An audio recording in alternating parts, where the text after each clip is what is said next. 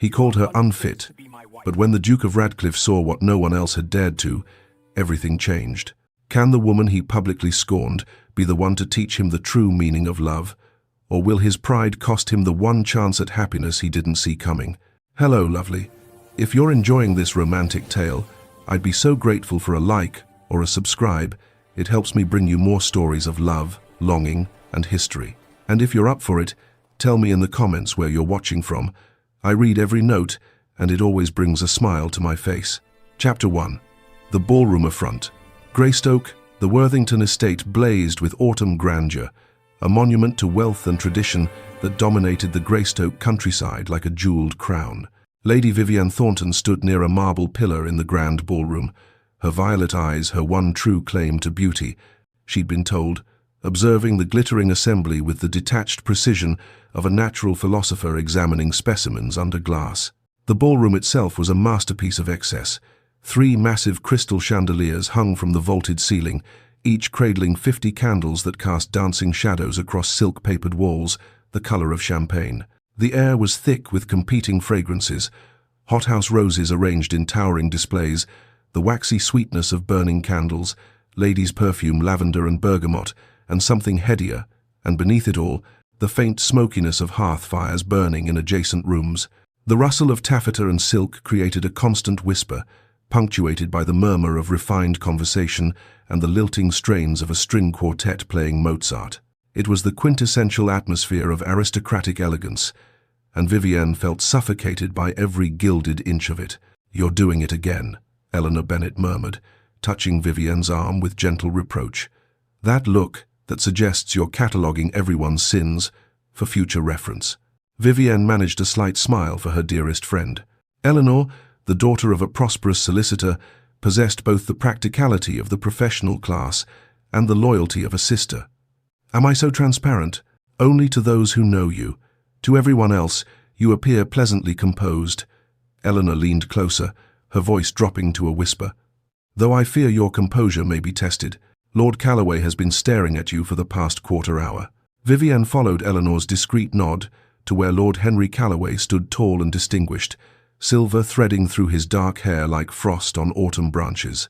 His urbane smile was fixed on her father, and the animated way Lord Thornton nodded made Vivienne's stomach tighten with unease. She knew what such conversations portended. Her family's financial troubles were hardly secret, and men like Calloway circled financial distress like carrion birds. But then her attention was pulled to a different figure entirely. Duke Maximilian Radcliffe stood near the great windows, autumn moonlight silhouetting his imposing frame against the darkness beyond. At 32, he possessed the bearing of a man who had never questioned his right to command any room he entered. His evening attire was impeccable black tailcoat, tailored to emphasize his broad shoulders, pristine white waistcoat, cravat tied in the intricate mathematical style that required both skill and patience. His dark hair was fashionably styled, swept back from a face that was more striking than handsome. Strong jaw, prominent cheekbones, and grey eyes that surveyed the assembly with the cool assessment of a general reviewing troops. He stood in conversation with Lord Blackwood and several other gentlemen, their heads bent in the serious discussion that marked men who believed their words shaped the world. "They're discussing the new factory acts," Eleanor murmured, her solicitor's daughter knowledge always reliable. "My father says Lord Blackwood is fighting to water down the worker protections." Vivienne's jaw tightened. She'd read about the proposed legislation in the newspapers, modest improvements to working conditions that would limit child labor hours and require basic safety measures. The industrialists and landowners were resisting with all their considerable political might, as if asking them not to work children to death was an unreasonable burden. The quartet fell silent with a flourish. Lady Worthington, resplendent in emerald silk that probably cost more than the Thornton household's annual expenses, stepped onto a small raised platform. Beside her stood the formidable Countess of Ashford, who chaired the Greystoke Ladies' Benevolent Society with the iron will of a military commander. "Distinguished guests," Lady Worthington's voice carried across the now hushed ballroom with practiced projection, "we gather tonight not merely for society's pleasures, but for a noble cause. This year's autumn charity collection will benefit the Derbyshire Displaced Families Fund, providing aid to tenant farmers who have lost their livelihoods due to the necessary agricultural improvements our estates require. Polite applause rippled through the assembly. Vivienne's hands remained still at her sides.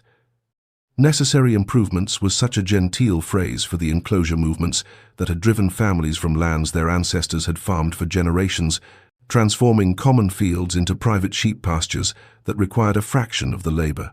The Countess continued, her voice carrying the weight of authority. We are deeply honored that His Grace, the Duke of Westmere, has pledged to match tonight's contributions from his personal accounts. More enthusiastic applause as Maximilian stepped forward with practiced grace, mounting the platform with the easy confidence of a man accustomed to elevated positions. It is our sacred duty, he began, his voice cultured and confident, each word precisely articulated, to provide for those less fortunate during times of transition.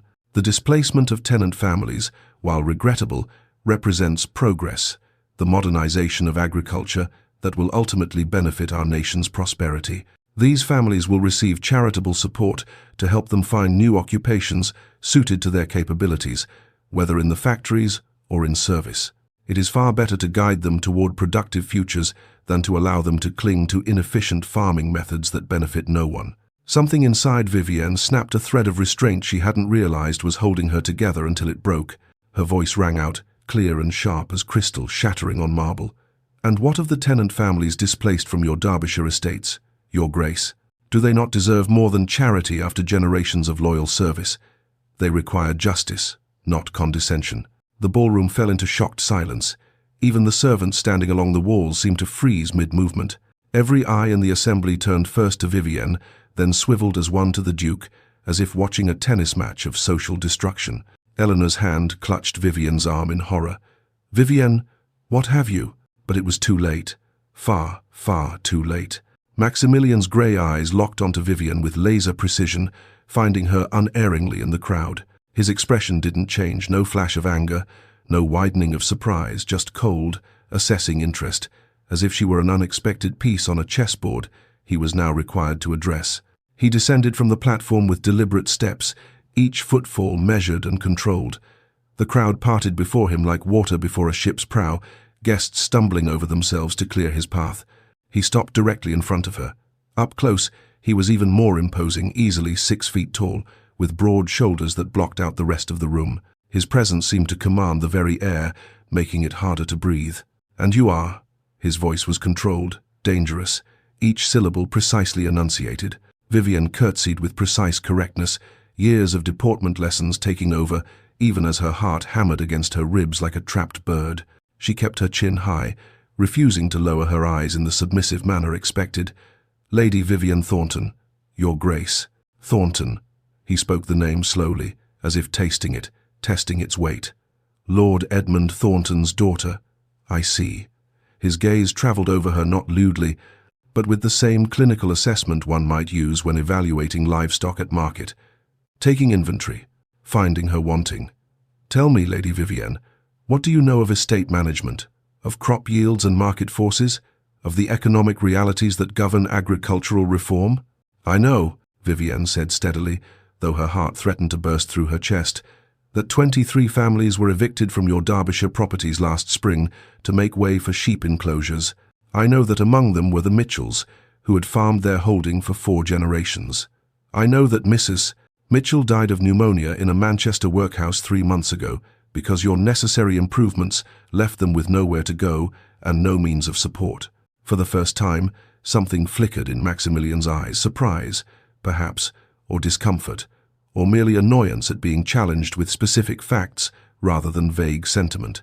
But whatever it was disappeared in an instant, shuttered behind aristocratic control. You speak of matters you do not understand, he said coldly, his voice dropping in volume but gaining in intensity. The Mitchells were offered compensation and assistance in finding new positions.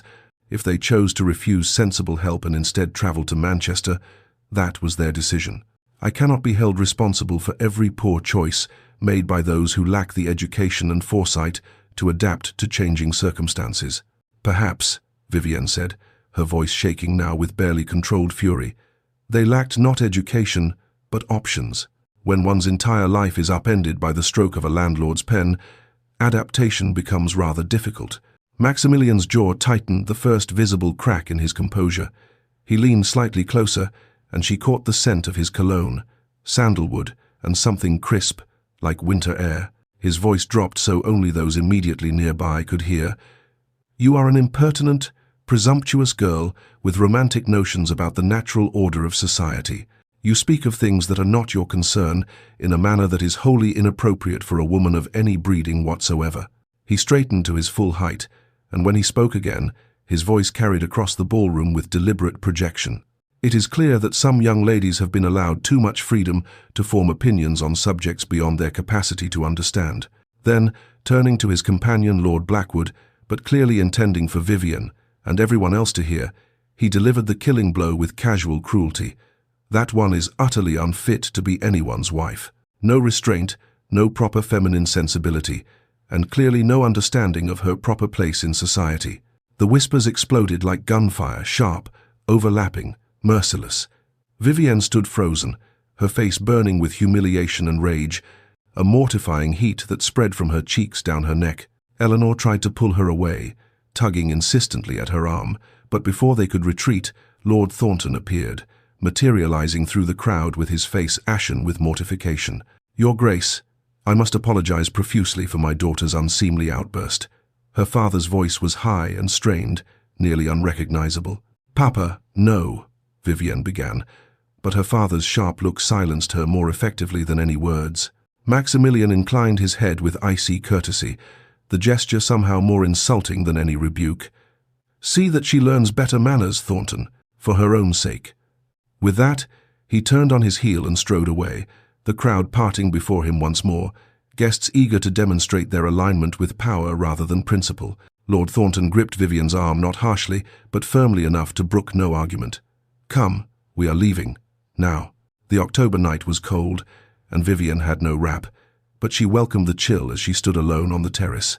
The stone beneath her feet radiated cold through her thin slippers. Her gown of deep plum silk, elegant but last-season style, a fact she was now acutely aware of, provided little protection against the autumn air, but the cold matched the ice in her chest, and that felt appropriate somehow. Unfit to be anyone's wife. The words echoed in her mind with the persistence of church bells, impossible to silence. She told herself she didn't care what that arrogant, privileged man thought.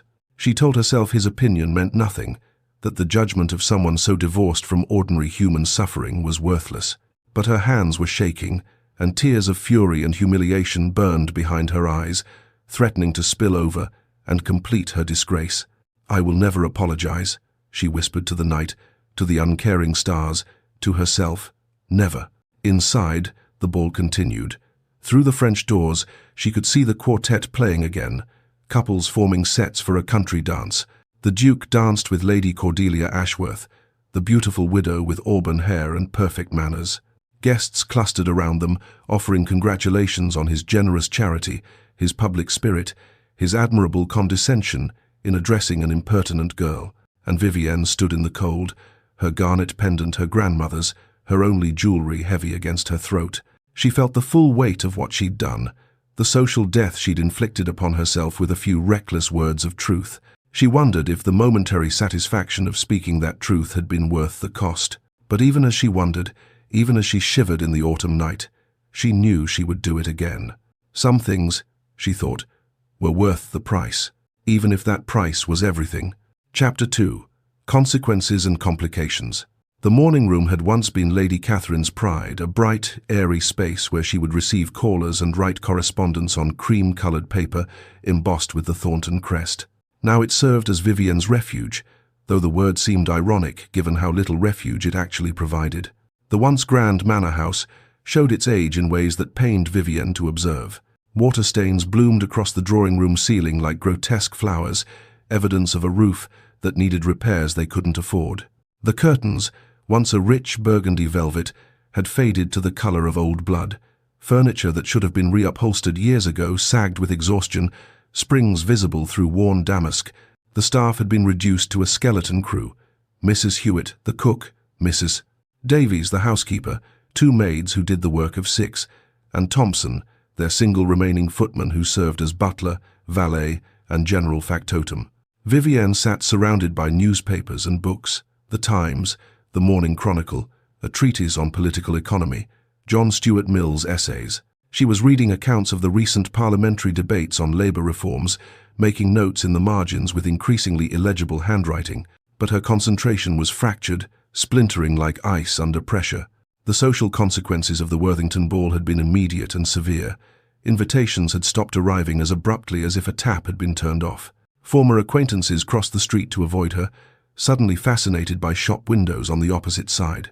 Even the vicar's wife had cornered Lady Catherine after Sunday service, delivering a pointed sermon about daughters who brought shame upon their families, suggesting that perhaps excessive education gave young women dangerous ideas above their station. Eleanor still visited, bless her loyal heart, arriving with her usual cheer and refusing to treat Vivienne like a pariah. But even Eleanor, ever optimistic, had admitted yesterday that Vivienne had become quite the scandal. Though personally, Eleanor had added with characteristic spirit, I think half of Greystoke is secretly delighted someone finally told the Duke he wasn't infallible. The other half, unfortunately, controlled society's opinion. The door opened without warning. Lady Catherine entered, carrying a silver tray with the morning's correspondence, what little there was these days. Her face was drawn with worry, new lines etched around her mouth and eyes. She'd aged visibly in recent weeks, her auburn hair showing more grey, her movements carrying a fragility that made Vivienne's chest ache with guilt. Vivienne, darling, there are developments we must discuss. The careful neutrality in her mother's voice sent alarm racing through Vivienne's veins. She set aside her reading, the pages of the Times crinkling in her suddenly tense grip. What sort of developments? Lady Catherine sat in the chair opposite, arranging her skirts with the nervous precision of someone preparing for an unpleasant task. The morning light, streaming through windows that needed washing, illuminated every worry line on her face. Your father had a meeting with our solicitor yesterday. The debts are worse than we thought. Much worse. Her voice wavered slightly. Without a significant infusion of capital, we may lose the estate by spring. The words hit like a physical blow, driving the air from Vivienne's lungs. She'd known things were difficult, the reduced staff, the repairs left undone, her father's increasingly haggard appearance, but this, how bad? She barely recognized her own voice, so small and hollow. Nearly £8,000. Vivienne's eyes closed involuntarily. It was a staggering sum, more than most families earned in a lifetime, more than a gentleman's annual income, more than could be raised by selling everything they owned. The house itself wasn't worth £8,000, not with its crumbling roof and outdated facilities. There is, however, a potential solution. Her mother's voice was carefully neutral, the tone one might use to discuss whether to serve fish or fowl at dinner. Lord Henry Calloway has formally approached your father. He's expressed serious interest in courting you with the intent of marriage.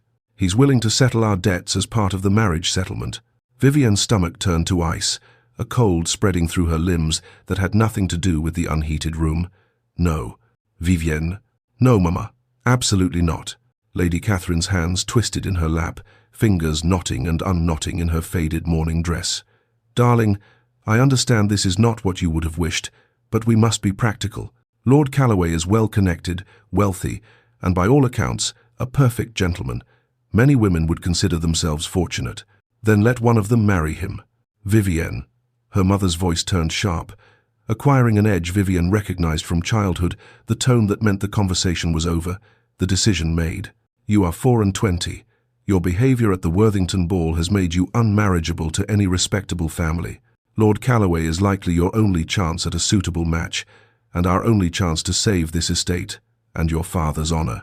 The guilt hit like a slap, stinging and immediate. This is my fault. Her outburst, her pride, her inability to hold her tongue, she'd destroyed not just her own prospects but her family's security. Her elderly parents would be cast out, forced to live on the charity of distant relations or in some cramped lodging house, their final years marked by poverty and shame. All because she couldn't remain silent in the face of injustice. That afternoon, Eleanor arrived with a basket of scones clearly made by her family's cook, since the Thorntons could no longer afford such luxuries, and an air of determined purpose that immediately put Vivienne on alert. Once they were settled in Vivienne's bedroom, the door firmly closed against eavesdropping servants, Eleanor pulled out a small leather-bound notebook with the gravity of a general presenting battle plans. "I've been making inquiries," she announced without preamble, "about Lord Calloway." "Eleanor, you shouldn't have." "Nonsense. You're my dearest friend, and something about that man makes my skin crawl. My father is a solicitor, remember? He has connections throughout the county, and solicitors gossip worse than housemaids." Eleanor flipped open her notebook, revealing pages of cramped handwriting. "What I've learned is disturbing." Vivienne leaned forward despite herself. "Calloway was married before his wife died 5 years ago in a riding accident. At least, that's the official story. But there were whispers. The coroner's inquest was rushed, the magistrate a personal friend of Calloway's. Lady Calloway's own family reportedly refused to attend the funeral." Eleanor's finger traced down her notes. "He lost his family estate to gambling debts shortly afterward, and has been rebuilding his fortune through strategic investments and, apparently, advantageous marriages to women from financially distressed families." Cold dread settled in Vivienne's stomach. "There's more," Eleanor continued grimly. "I wrote to my cousin Margaret, who lives near Calloway's current estate in Hampshire. She says the tenant families there live in appalling conditions, worse than any workhouse. No repairs to cottages, rents raised arbitrarily, children working in conditions that would violate even our inadequate factory acts." She paused, meeting Vivienne's eyes. "And 2 young women in his employ have simply disappeared. One was a maid named Sarah Collins, the other was a tenant's daughter, Margaret Price. No one knows what became of them. They just vanished." Vivienne felt cold all over, as if someone had opened a window to let winter in. Why hasn't anyone reported this? Who would they report it to? He's a peer of the realm. The magistrate in Hampshire is his personal friend, and deeply in his debt from gambling losses. And the families are terrified of eviction if they speak out. My cousin says they won't even discuss it except in whispers. This was worse than Vivienne had imagined, and her parents wanted her to marry this man, expected her to marry him, needed her to marry him. "What am I going to do?" she whispered. Eleanor squeezed her hand. "We'll think of something. We have to." The next day, Vivienne accompanied Eleanor to Greystoke's main thoroughfare, refusing to become a prisoner in her own home despite the whispers that followed her like shadows. She needed books from the lending library, and she would not let social censure dictate her movements. The autumn day was crisp and bright, the street bustling with carriages and pedestrians going about their business. Vivienne had just exited Halston & Sons booksellers, her arms full of volumes on agricultural reform and women's education, when she nearly collided with a broad chest encased in an impeccably tailored coat. She looked up into the cold grey eyes of Duke Maximilian Radcliffe. For a moment, neither spoke. The noise of the street horses' hooves on cobblestones, vendors calling their wares, the rattle of carriage wheels, seemed to fade to a distant hum. The air between them crackled with tension, memory of their confrontation, unspoken hostility, and something else Vivienne couldn't quite name. Something that made her pulse quicken traitorously. "Miss Thornton," his voice was formally polite, his bow correct but minimal, conveying all the required courtesy with none of the warmth. Vivienne curtsied with equal coolness, her books clutched against her chest like armor. "Your Grace." He'd just exited his solicitor's office. She could see the brass plaque on the door behind him. Crawford & Sons, solicitors and commissioners for oaths. His expression was unreadable, that aristocratic mask firmly in place, but there was something in his eyes. Discomfort? Guilt? Or simply distaste at encountering her again? Before either could move on, before Vivienne could escape this excruciating encounter, a jovial voice cut through the tension like a knife through silk. "Lady Vivienne, what a delightful surprise." Lord Henry Calloway approached with a broad smile, his walking stick tapping against the cobblestones in a jaunty rhythm. He was dressed fashionably in a coat of dark green superfine, his cravat tied in an elaborate oriental style. His manner exuded easy charm, the practiced warmth of a man accustomed to putting people at ease. But Vivienne, now armed with Eleanor's information, saw past the surface. She saw the calculation in his eyes as they swept over her, assessing, valuing. She saw the possessiveness in the way he positioned himself, subtly cutting off her escape route. She saw predation dressed in gentleman's clothing. "Lord Calloway," she kept her voice carefully neutral, the politeness of social obligation. "I had hoped to call upon you this week, with your father's permission, of course. Perhaps we might take a turn through the park?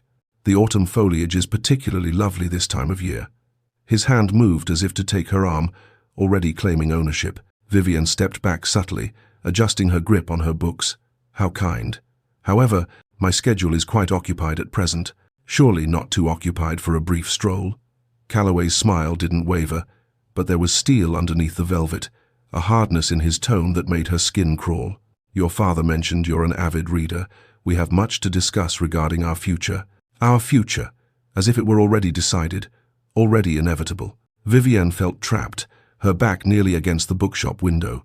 To refuse outright, here in public, would be outrageously rude and would devastate her father's negotiations. But to accept felt like stepping into a snare.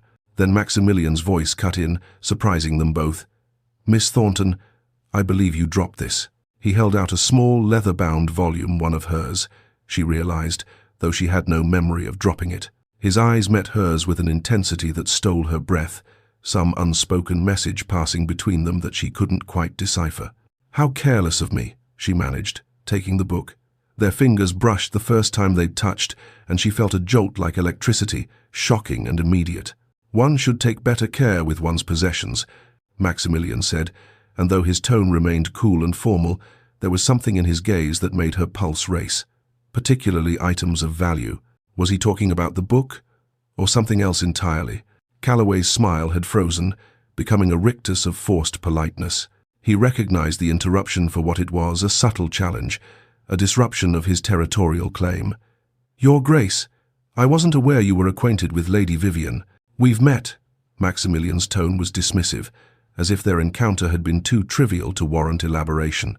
Then, turning back to Vivian with those penetrating grey eyes, I trust you'll be more careful in the future, Miss Thornton. Greystoke streets can be treacherous. One never knows what dangers lurk in plain sight. The warning was unmistakable, delivered with the precision of a rapier thrust. He knew something about Calloway, but why would he care? Why would the man who'd publicly declared her unfit for marriage concern himself with her welfare? Calloway's jaw tightened almost imperceptibly. The Duke is overly cautious, I think. Lady Vivian is perfectly safe in my company. I'm certain she is, Maximilian said with elaborate politeness that somehow conveyed the opposite, his words carrying layers of meaning like a diplomatic communiqué.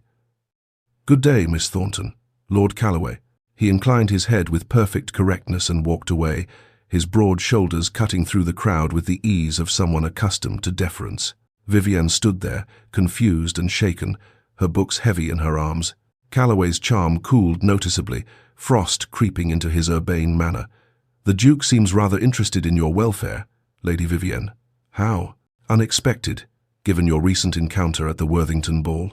I'm sure he was merely being courteous, Vivian said, though her heart was still racing, her mind replaying that moment when their fingers had touched. Of course. Calloway's smile returned, but it didn't reach his eyes, which had gone flat and cold. Now, about that walk. That evening, Maximilian sat in his study at Radcliffe Hall, a fire crackling in the marble hearth, a glass of excellent brandy sitting untouched on the leather-topped desk before him. He'd been staring at the same estate report for 20 minutes without reading a single word, the figures swimming meaninglessly across the page. He kept seeing Vivienne's violet eyes the way they'd widened when Calloway approached, the flicker of fear she'd tried to hide beneath that facade of composure, and Calloway himself, with his oily charm and predatory interest, circling her like a wolf around wounded prey. Maximilian knew Calloway's reputation, though not the full extent of his villainy.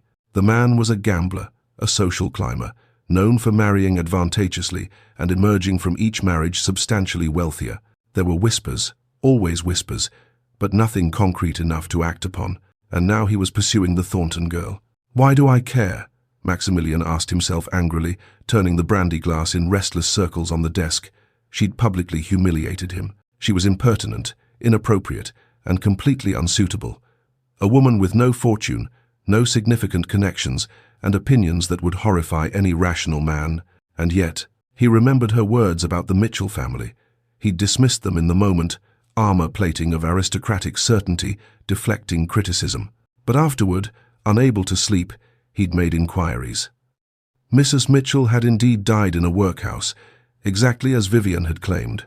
The family had refused his steward's offer of employment because the positions were in factories with notoriously dangerous conditions. 12-hour days in buildings that routinely caught fire or collapsed, and Mr. Mitchell was too old, his lungs too damaged from decades of agricultural work, to survive such labor. Maximilian had told himself it wasn't his responsibility. The law was entirely on his side. The enclosures were economically necessary, approved by Parliament, supported by every economic theorist of note. But her words haunted him, echoing in his mind during sleepless nights. Perhaps they lacked not education, but options.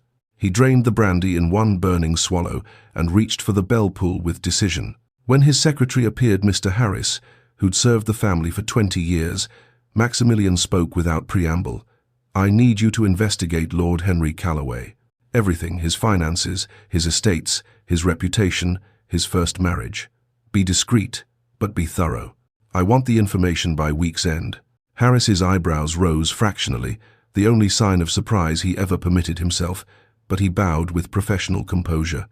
"Of course, Your Grace. May I inquire as to the nature of your interest?" "You may not." "Very good, Your Grace."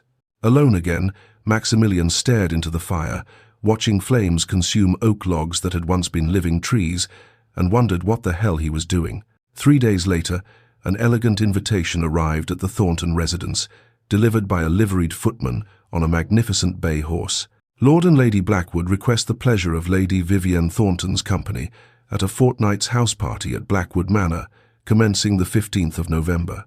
Lady Catherine nearly fainted with relief, clutching the thick cream paper to her chest as if it were a reprieve from execution. An invitation from the Blackwoods, one of Yorkshire's most prominent families, meant Vivienne hadn't been completely ostracized. There was still hope for her social redemption, still a chance to salvage something from the wreckage of the Worthington ball. "You must attend," her mother insisted, following Vivienne to the morning room where she'd tried to escape. "This is an opportunity to restore your reputation. Lord Calloway will be there." "How wonderful," Vivienne said flatly, staring at the invitation as if it were a summons to the gallows. "And you must be on your best behavior. No politics, no arguments about workers' rights or agricultural reform, no impropriety of any kind. Simply be pleasant and agreeable. Simply be someone else entirely," Vivienne thought but didn't say. That evening, Eleanor arrived with news that made Vivienne's stomach perform an elaborate acrobatic maneuver. "The Duke will also be attending," Eleanor announced, perched on Vivienne's bed like a conspirator. "Lady Blackwood apparently considers him an excellent match for her niece, Lady Cordelia Ashworth. She's been trying to throw them together for months." Vivienne's stomach did an odd flip, a sensation she refused to examine too closely. She told herself it was dread at the prospect of encountering him again, of enduring his cold disdain and aristocratic superiority for an entire fortnight. She told herself she was lying. 2 weeks, she murmured, staring at the invitation with its elegant copperplate script. 2 weeks to navigate between a predator and a duke who despises me. What could possibly go wrong? Eleanor squeezed her hand, her grip warm and reassuring. "I'll be there too. Lord Blackwood invited my family. My father did some legal work for him last year. Whatever happens, you won't face it alone." Small comfort, but Vivienne took it, holding onto Eleanor's hand like a lifeline. Outside, autumn darkness fell early, swallowing the dilapidated manor house in shadows. And in the distance, at Radcliffe Hall, Maximilian Radcliffe sat in his study, reading a preliminary report on Lord Henry Calloway that made his blood run cold. The game, though neither of them knew it yet, had already begun. Chapter 3. Blackwood Manor. The ancestral estate sprawled across rolling Yorkshire countryside like a testament to centuries of accumulated wealth and power. As the Thornton carriage, hired at considerable expense, the family's own having been sold 2 years prior, wound up the long drive, Vivienne pressed her face to the window, observing the manicured grounds with the careful attention of someone cataloguing a world she didn't quite belong to. Autumn trees blazed with colour, oaks burnished gold, maples crimson as spilled wine, copper beeches glowing bronze in the afternoon sun. A small herd of fallow deer grazed in the park, lifting their heads briefly as the carriage passed before returning to their aristocratic indifference. The manor house itself rose before them, a magnificent Tudor structure bristling with chimneys, its original timber and stone softened by later Georgian additions that added symmetry and classical proportion. Windows gleamed in the afternoon light like watching eyes, dozens of them, reflecting the departing sun. The house party would last 5 days, an eternity under the circumstances. Approximately 20 guests had been invited, representing Yorkshire's most prominent families. Vivienne recognized several carriages already in the courtyard: the Ashworths' elegant barouche, Lord Pemberton's travelling coach with its ducal crest, the Bennets' sensible but well-maintained vehicle. Her father hadn't been able to afford to accompany them. The trip itself had stretched their finances to breaking point, requiring the pawning of Lady Catherine's pearl bracelet. So Vivienne and her mother travelled alone, and Lady Catherine had spent the entire 3-hour journey coaching her daughter with increasing desperation. Be pleasant, Vivienne. Be demure. Smile at Lord Calloway's attentions, encourage them even, and for heaven's sake, avoid the Duke entirely. No arguments, no politics, no mention of tenant farmers or workers' rights or any other unsuitable topics. Her mother's hands had twisted in her lap, knotting and unknotting until Vivienne had feared she'd damage her gloves. This is your chance to repair the damage from the Worthington ball. Please, darling, don't waste it. Now, as a footman in immaculate livery helped them from the carriage, Vivienne felt the weight of expectation settle on her shoulders like a physical burden. The dinner party, that first evening, was a glittering affair that would have impressed royalty. 24 guests seated at a massive mahogany table that had reportedly been carved from a single tree felled on the estate 2 centuries ago. Silver candelabra marched down its length, their candles reflecting in crystal glasses and polished silver that represented more wealth than the Thorntons had seen in a decade. Course after elaborate course emerged from the kitchens, served by an army of footmen moving in choreographed silence. Turtle soup, turbot in lobster sauce, roasted game birds, beef à la mode, vegetables in aspic, elaborate confections that were more architecture than food. Vivienne found herself seated between Sir Gerald Hartwick, a pompous baronet who spoke exclusively about his hunting dogs, Brutus's excellent nose, Caesar's stamina, Hannibal's regrettable tendency to chase sheep, and an elderly gentleman who appeared to be half asleep. Directly across from her, with the inevitability of divine punishment, sat Duke Maximilian Radcliffe. Lady Cordelia Ashworth occupied the chair beside him, commanding his attention with practiced grace. She was genuinely lovely auburn hair arranged in an intricate coiffure adorned with pearls, creamy skin that suggested she'd never worked a day in harsh sunlight, elegant manners that made every gesture appear effortless. She was also kind, Vivienne noted, with grudging admiration, inquiring warmly about Lady Catherine's health and making Vivienne feel almost welcome in a room where she decidedly was not. "My uncle speaks so highly of your family, Lady Vivienne," Cordelia said with a smile that reached her hazel eyes. "The Thorntons have such distinguished history in this region. Why? Wasn't it your great-grandfather who served as magistrate during the Jacobite troubles?" It was a generous lie. The Thornton history was mostly one of slow decline, punctuated by unfortunate investments and gambling debts. But Vivienne appreciated the gesture, the social grace that smoothed over awkwardness. "You're very kind, Lady Cordelia, though I fear our family's distinguished history is somewhat exaggerated by time and charitable memory." "Nonsense. Heritage is in the blood, not the bank balance." Cordelia's eyes flickered briefly to Maximilian, as if checking whether he'd heard this pointed remark. Maximilian said nothing throughout this exchange, but Vivienne felt his gaze on her throughout the meal like a physical touch. Every time she glanced up, and she tried not to, tried to focus on Sir Gerald's tedious monologue about optimal breeding practices for foxhounds, their eyes met for a charged instant before both looked away, a dance of avoidance that somehow felt more intimate than conversation. Lord Calloway was seated farther down the table, between Lady Blackwood and another matron, whose name Vivienne couldn't recall. He caught Vivienne's eye as the third course was being served, and raised his glass in a subtle toast, his smile possessive, proprietary. The look in his eyes made her skin crawl, as if he were already calculating how best to use her, how to extract maximum value from an acquisition. She looked away quickly, her appetite vanishing entirely. When the ladies withdrew to the drawing-room, that peculiar English custom that separated the sexes so gentlemen could drink port and discuss politics while ladies gossiped over tea, Vivienne found herself cornered by Lady Blackwood, a formidable woman in her 50s with sharp grey eyes and sharper wit. Her gown of midnight blue silk was severe but elegant, and she wore diamonds with the casual indifference of someone who owned too many to count. "Lady Vivienne, you've become quite the topic of conversation in recent weeks." Vivienne braced herself for censure, for the cutting remarks she'd endured from other society matrons.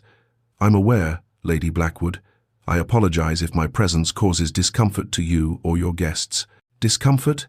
Lady Blackwood laughed, a surprisingly rich sound that turned several heads. "My dear, you've enlivened a tediously dull season. Half of society thinks you're scandalously bold, and the other half secretly wishes they had your courage. The Duke needed taking down a peg or two. He's been insufferably sure of himself since his uncle pushed him into Parliament last year. This was entirely unexpected." Vivienne blinked, searching for the trap in such apparent approval. "Thank you, my lady." "Don't thank me yet. You've made a powerful enemy, child, and if you're not careful, you'll find yourself married to Henry Calloway." Lady Blackwood's voice dropped, her tone shifting from amused to serious in an instant. She drew Vivienne toward the window, away from the other ladies' hearing. "A word of advice, my dear. Calloway is charming, wealthy, and absolutely ruthless. I knew his first wife, poor Margaret. She wasn't clumsy, despite what the inquest concluded. Watch yourself around him, and if you value your future, encourage Lady Cordelia's pursuit of the Duke. Maximilian Radcliffe needs a wife, preferably one who'll keep him too occupied to hold grudges against impertinent young ladies who challenge his authority." The warning settled in Vivienne's stomach like cold lead. Before she could respond, Lady Blackwood had moved away, swept up in conversation with another guest, leaving Vivienne to wonder whether she'd just received a lifeline or a death sentence. The next morning brought organized entertainments designed to display genteel accomplishments and facilitate courtship: archery on the south lawn, croquet, and riding for those who wished it. The November day was crisp but clear, the kind of autumn morning that made Yorkshire seem like paradise despite its harsh winters. Vivienne excelled at archery. Her father had taught her as a girl, one of the few purely pleasurable memories from her childhood before financial troubles had consumed their family life. She stepped up to the line, feeling the smooth wood of the bow beneath her fingers, the familiar tension of the string. The target stood 50 yards distant, painted circles of white and red and gold. She knocked her arrow, feeling 24 pairs of eyes on her, drew the string back, feeling the resistance, the power, breathed, centering herself as her father had taught her, released, thwack, dead center, the gold. Polite applause from the assembled guests. She glanced up to find Maximilian watching from beneath an ancient oak tree, his expression unreadable, arms crossed over his broad chest. When their eyes met, he didn't look away, neither did she, caught in that strange magnetic pull she couldn't explain and didn't want to examine. She fired 2 more arrows, both center strikes, muscle memory and years of practice overriding her nervousness. "Remarkable skill, Lady Vivienne." Lord Calloway appeared at her elbow as if materializing from shadow, uninvited and unwanted. "You're a woman of many talents, it seems. I do so appreciate capability in a potential wife." The presumption in his words made her stiffen, her hands tightening on the bow. "You're very kind, Lord Calloway, but I'm merely adequate at best." Modesty ill becomes you. His hand settled on her lower back, too familiar, too possessive, his touch making her want to flinch away. "I've spoken extensively with your father. I believe we can come to a mutually beneficial arrangement quite soon. Perhaps we might announce our understanding before this house party concludes?" Vivienne stepped away from his touch, lowering the bow. "Lord Calloway, I must be frank. Miss Thornton is wanted for the ladies' croquet match," a cool voice interrupted, cutting through the moment like a knife through silk. Maximilian stood there, closer than she'd realized, his grey eyes fixed on Calloway's hand, which had dropped from Vivienne's back but hovered possessively near her waist. "Your Grace." Calloway's smile was all teeth, predatory and false. "How remarkably attentive you are to Lady Vivienne's schedule. One might almost think you had a personal interest in her whereabouts." "Lady Blackwood sent me to fetch her," Maximilian said flatly, the lie delivered with aristocratic conviction. "The teams are waiting." It was probably complete fabrication. Lady Blackwood had sent no such summons, but it provided escape, and Vivienne seized it with both hands. "Of course. Please excuse me, Lord Calloway." As she walked away with Maximilian, a bizarre alliance between former adversaries, she murmured low enough that only he could hear, "Thank you, though I'm surprised you'd assist me after everything." "I wasn't assisting you," Maximilian said curtly, his jaw tight. "I was preventing a scene. Calloway's attentions were becoming inappropriate, and this is Lady Blackwood's home. I won't have her hospitality abused." "Of course," Vivienne said, her voice cooling to match his. How foolish of me to think you might possess an ounce of human decency beneath all that aristocratic arrogance. He stopped walking abruptly, turning to face her with controlled fury. You have remarkable audacity for someone in your position, Miss Thornton, and you have remarkable arrogance for someone who claims to care about propriety while standing aside as women are. She stopped herself, remembering Eleanor's warnings about Calloway's disappeared servants, the investigations that went nowhere. She couldn't say too much, without revealing what she knew, without exposing Eleanor's family to risk. Maximilian's eyes narrowed, intelligence sharpening his gaze. As women are what? Finish your thought. Nothing. Forgive me. She started to walk away, toward where the other ladies were indeed gathering for croquet. His hand caught her elbow gently, but firmly enough to stop her flight. Miss Thornton, if you know something about Calloway that concerns you, you should speak. There are channels for such information. She looked up at him, searching his face for signs of mockery, for the trap she was certain must be there. His expression was serious, almost concerned. Why would you care what happens to me? You called me unfit. You think I'm inappropriate and presumptuous. Something flickered in his grey eyes, something almost vulnerable, quickly shuttered. Perhaps I'm not entirely the monster you believe me to be. Before Vivienne could respond, before she could process what that might mean, Eleanor appeared, slightly breathless. There you are. Lady Blackwood wants us for— Oh, Your Grace, I didn't see you there. Maximilian released Vivienne's arm immediately, stepping back with formal distance. I was just leaving. Good day, ladies. He strode away with purposeful steps, leaving Vivienne confused and unsettled, her elbow still warm where his fingers had pressed. Eleanor watched him go, then turned to Vivienne with eyes wide as saucers. What was that? Vivienne, what just happened? I have absolutely no idea. That evening, after another interminable dinner, where she'd endured Sir Gerald's discourse on proper seasoning for hunting dog food, Vivienne escaped to Blackwood Manor's famous library. 3 stories of books climbed the walls, reached by a rolling ladder of polished brass and mahogany. Comfortable leather chairs sat before a marble fireplace, where a fire crackled warmly. The smell of old paper and leather bindings was intoxicating, better than any perfume. She was examining a first edition of Adam Smith's The Wealth of Nations, running her fingers reverently over the spine, when she heard footsteps on the hardwood floor. Maximilian stood in the doorway, holding a book of his own, a technical volume on agricultural improvements, she noted with bitter irony. For a long moment, neither spoke. The library felt suddenly smaller, the air charged with unspoken tension, with all the words they'd traded and all the ones they hadn't. I didn't expect to find anyone here, he said finally, his voice carefully neutral. Nor did I, Vivienne replied, clutching Adam Smith like armor. I can leave if my presence disturbs you. Don't. The word came out more forcefully than he'd intended, almost desperate. He moderated his tone, regaining control. That is, you were here first. I'll take a chair on the other side of the room. We need not speak. But he didn't move to the other side of the room. Instead, he approached, drawn as if by invisible threads, his eyes on the book in her hands. Adam Smith, he observed, something like respect in his voice. Unusual reading for a lady. I'm an unusual lady, as you've made abundantly clear to all of Yorkshire society. A ghost of something humour, regret, crossed his face.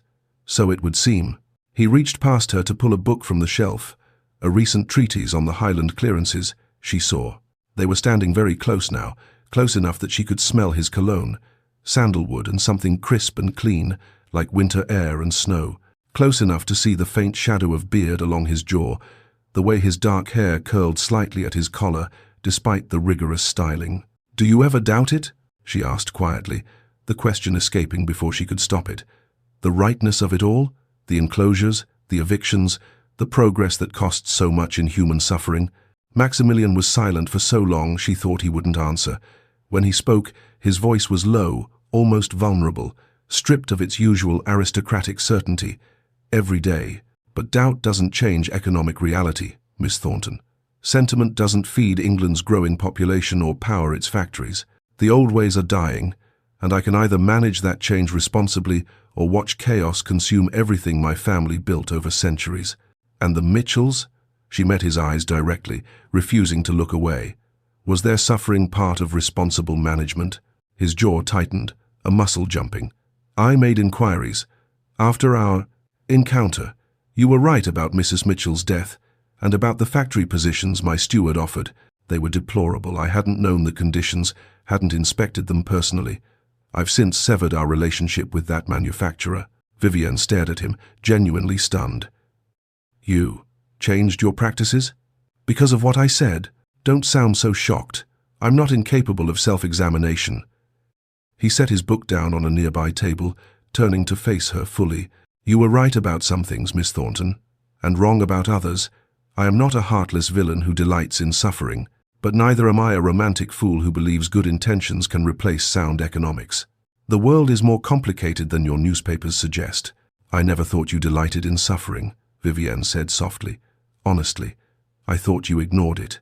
There's a difference. Is there? His voice carried bitterness like an aftertaste. The result is the same. People suffer, families are destroyed, and men like me tell ourselves we had no choice. They were standing very close now. Vivienne realized she was still clutching Adam Smith like a shield between them, as if ideas about market forces could protect her from whatever this feeling was. Why did you really intervene this afternoon? She asked. With Lord Calloway? Maximilian's expression hardened, aristocratic control reasserting itself. Because I've been making inquiries about him as well. What I've learned is troubling. His first wife's death was ruled an accident, but there were inconsistencies in the coroner's report that were never explained. 2 women from his employ have vanished without trace. His tenants live in conditions that would shame a workhouse master, and yet he's presenting himself as a respectable suitor to your family. Vivienne's blood ran cold, ice spreading through her veins. How do you know about his courtship of me? Your father consulted with my man of affairs about the legal aspects of settling debts through marriage settlements. The man came to me with concerns about Calloway's reputation. Maximilian's eyes held hers with uncomfortable intensity. Your father is desperate, Miss Thornton. He's considering selling you to a predator to save his estate. The bluntness of it hit like a physical blow, knocking the breath from her lungs. That's not he wouldn't he? Maximilian's voice gentled slightly, losing its edge. Desperate men do desperate things. Even good men. Even loving fathers. Vivienne turned away, blinking back tears that burned behind her eyes, refusing to let them fall. And what do you suggest I do? Refuse him and let my family lose everything?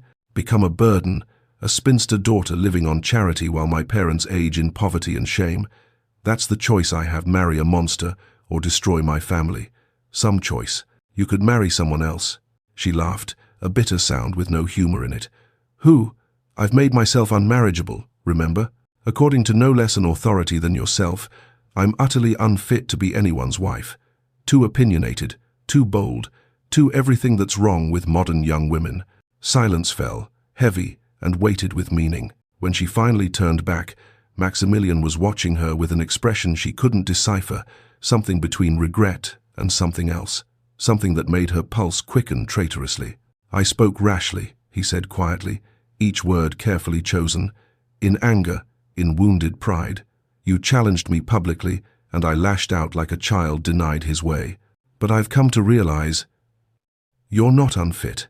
You're uncomfortably honest in a world that prizes comfortable lies. That's not unfitness, Miss Thornton. That's courage. Vivienne's breath caught in her throat. Are you apologizing?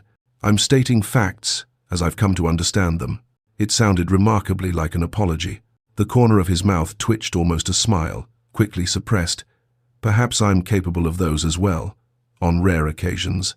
Footsteps in the corridor outside made them both start, reality intruding on their bubble of intimacy. They stepped apart quickly, propriety remembered just in time. Lady Cordelia entered, her expression cooling slightly when she saw them together, alone, standing closer than strictly proper. Maximilian, I've been looking everywhere for you. Lady Blackwood is organizing charades in the drawing room. She specifically requested your participation. Of course. He bowed to Vivienne with formal correctness, all warmth draining from his expression. Miss Thornton, good evening. Your Grace. As he left with Cordelia, Vivienne caught a last glance from him, something questioning, uncertain, almost vulnerable. Then he was gone, and she was alone with Adam Smith and her racing thoughts. Eleanor appeared moments later, eyes wide with barely contained excitement. Vivienne, everyone is talking about how you and the Duke were seen walking together this afternoon, And now you're alone together in the library. Do you have any idea what people are saying?" "Nothing happened," Vivienne said. Quickly, too quickly. "Something happened," Eleanor insisted, coming closer to study her friend's face. "Your face is flushed, and you look like you've seen a ghost. Or perhaps something worse than a ghost." Vivienne sank into a leather armchair, Adam Smith forgotten in her lap. "I think," she said slowly, trying to make sense of it herself, "I've just had an actual conversation with Maximilian Radcliffe. And it wasn't horrible. He apologized, sort of, and he's investigating Calloway." "That's worrying," Eleanor said dryly, settling into the chair opposite. "I know. What are you going to do?" "I have absolutely no idea." Late that night, Vivienne lay awake in her assigned bedchamber, a beautiful room with blue silk wallpaper and windows overlooking the park, as moonlight streamed through the curtains she'd forgotten to close. The house was silent, all the guests retired, but her mind raced like horses at Ascot. Maximilian knew about Calloway. He'd investigated independently. He'd warned her, helped her, apologized to her. Why? And more troubling, why did she care so much about his reasons? She remembered his words, turning them over like precious stones. "You're not unfit. You're uncomfortably honest in a world that prizes comfortable lies." It wasn't flowery or romantic. It wasn't poetry. But it felt true. And somehow, that mattered more than any flowery declaration, more than any practiced compliment. He'd seen her, truly seen her, and called it courage instead of impropriety. Down the corridor, in his own chambers, Maximilian stood at the window in his shirt sleeves, looking out over Blackwood's moonlit grounds. Sleep had eluded him since that moment in the library. He was thinking of violet eyes and passionate arguments, of a woman who wouldn't bow to him or flatter him or treat him like a title instead of a man. "What am I doing?" he asked himself, pressing his forehead against the cool glass. But he knew the answer, even if he wasn't ready to admit it, even if admitting it would complicate everything beyond repair. Everything was about to become far more complicated, and neither of them could stop it now, even if they wanted to. Chapter 4. Investigations and Manipulations. Day 3. Morning. The morning brought rain, a cold November downpour that transformed Blackwood Manor's elegant grounds into a watercolor study in grey and green. Water streamed from gargoyles' mouths, pooled in garden paths, and drummed against window panes with the persistence of an unwelcome guest. The house party guests, denied their outdoor amusements, gathered instead in the music room, the conservatory, the card rooms, anywhere that offered diversion from the relentless Yorkshire weather. Vivienne found herself summoned to the drawing room, where Lady Blackwood had organized what she called improving entertainments, parlor games designed to encourage interaction between eligible men and women with all the subtlety of a cavalry charge. "We shall have a puzzle competition," Lady Blackwood announced with evident satisfaction. "Couples will work together to solve various riddles and mechanical puzzles. The first pair to complete their challenge wins a prize and, more importantly, demonstrates the kind of intellectual harmony that makes for successful marriages." The last part was delivered with a meaningful look at the unmarried guests. Vivienne wanted to sink through the Aubusson carpet. The pairings were clearly orchestrated. Lady Cordelia had been matched with Lord Pemberton, Maximilian's elderly uncle, which she handled with gracious good humour, engaging the pompous old man in conversation about his prized rose garden. Lord Calloway had been paired with Miss Henrietta Ashford, a giggly debutante of perhaps 17 who blushed and stammered whenever he spoke to her, which left Calloway visibly disgruntled, his smile tight and false. And Vivienne, through what could only be Lady Blackwood's deliberate mischief, found herself partnered with Duke Maximilian Radcliffe. "This is mortifying," Vivienne muttered as they took their seats at a small mahogany table in the corner, a carved wooden puzzle box placed between them like a challenge. "Agreed," Maximilian said dryly, his long fingers already examining the box's mechanisms. "Lady Blackwood's matchmaking is about as subtle as cannon fire. I half expect her to simply lock us in a room together and be done with it." Despite the awkwardness, or perhaps because of it, they worked well together. The puzzle was an intricate Chinese box with rotating rings and hidden catches, requiring both logic and lateral thinking to solve. Vivienne's quick wit, her ability to see patterns and connections, combined effectively with Maximilian's methodical approach, his systematic testing of each mechanism. "Try rotating the third ring counterclockwise while holding the second ring steady," Vivienne suggested, leaning closer to observe the box's inner workings. That won't actually. Wait. Maximilian adjusted his grip, his large hands surprisingly deft as he followed her suggestion.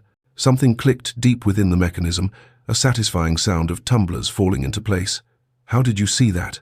Different perspective, she said with a small smile meeting his eyes. Sometimes the solution isn't more force or more complexity. Sometimes it's just looking at the problem from a different angle. Is that a metaphor, Miss Thornton? Everything is a metaphor if you're paying attention, Your Grace. They solved their puzzle first, the box opening to reveal a small golden key nested in red velvet. Applause rippled through the drawing room, polite from most guests, enthusiastic from Lady Blackwood, decidedly cool from Lord Calloway, whose puzzle remained stubbornly unsolved, despite Miss Henrietta's increasingly nervous suggestions. As the room broke for refreshments, tea and delicate cakes arranged on silver salvers, Maximilian leaned close, his voice pitched for Vivian's ears alone. I received information about Calloway last night, from my investigator in London. We need to speak privately. Vivian's breath caught. When? The conservatory, after luncheon. Bring Miss Bennet if propriety concerns you, but tell no one else. The conservatory was a glass palace at the manor's east wing, filled with exotic plants that had no business surviving in Yorkshire's harsh climate. Palms from Africa stretched toward the glass ceiling, their fronds spreading wide. Orchids from South America bloomed in impossible colors, purple and pink and electric blue. The air was humid, thick with the scent of earth and flowers and growing things, a pocket of tropical warmth while rain drummed against the glass overhead in relentless percussion. Vivian and Eleanor arrived first, moving between the plant displays with nervous energy. Eleanor touched a leaf, then drew back quickly. I feel like we're in some Gothic novel. Secret meetings in conservatories, investigations, dangerous men. This isn't a novel, Vivian said quietly. This is my life. Maximilian entered moments later, glancing around to ensure they were alone before closing the conservatory door firmly behind him. He carried a leather document folder under his arm, and his expression was grimmer than Vivian had yet seen it. What I'm about to tell you cannot leave this room, he began without preamble, without the social niceties that usually govern such interactions. My investigator has uncovered information that is both damning and dangerous. If Calloway learns we know these things, he may act rashly. He spread documents across a wrought iron table, arranging them with methodical precision. As Vivian leaned forward to read, horror grew in her chest like ice forming on a winter pond. Evidence. Item 1.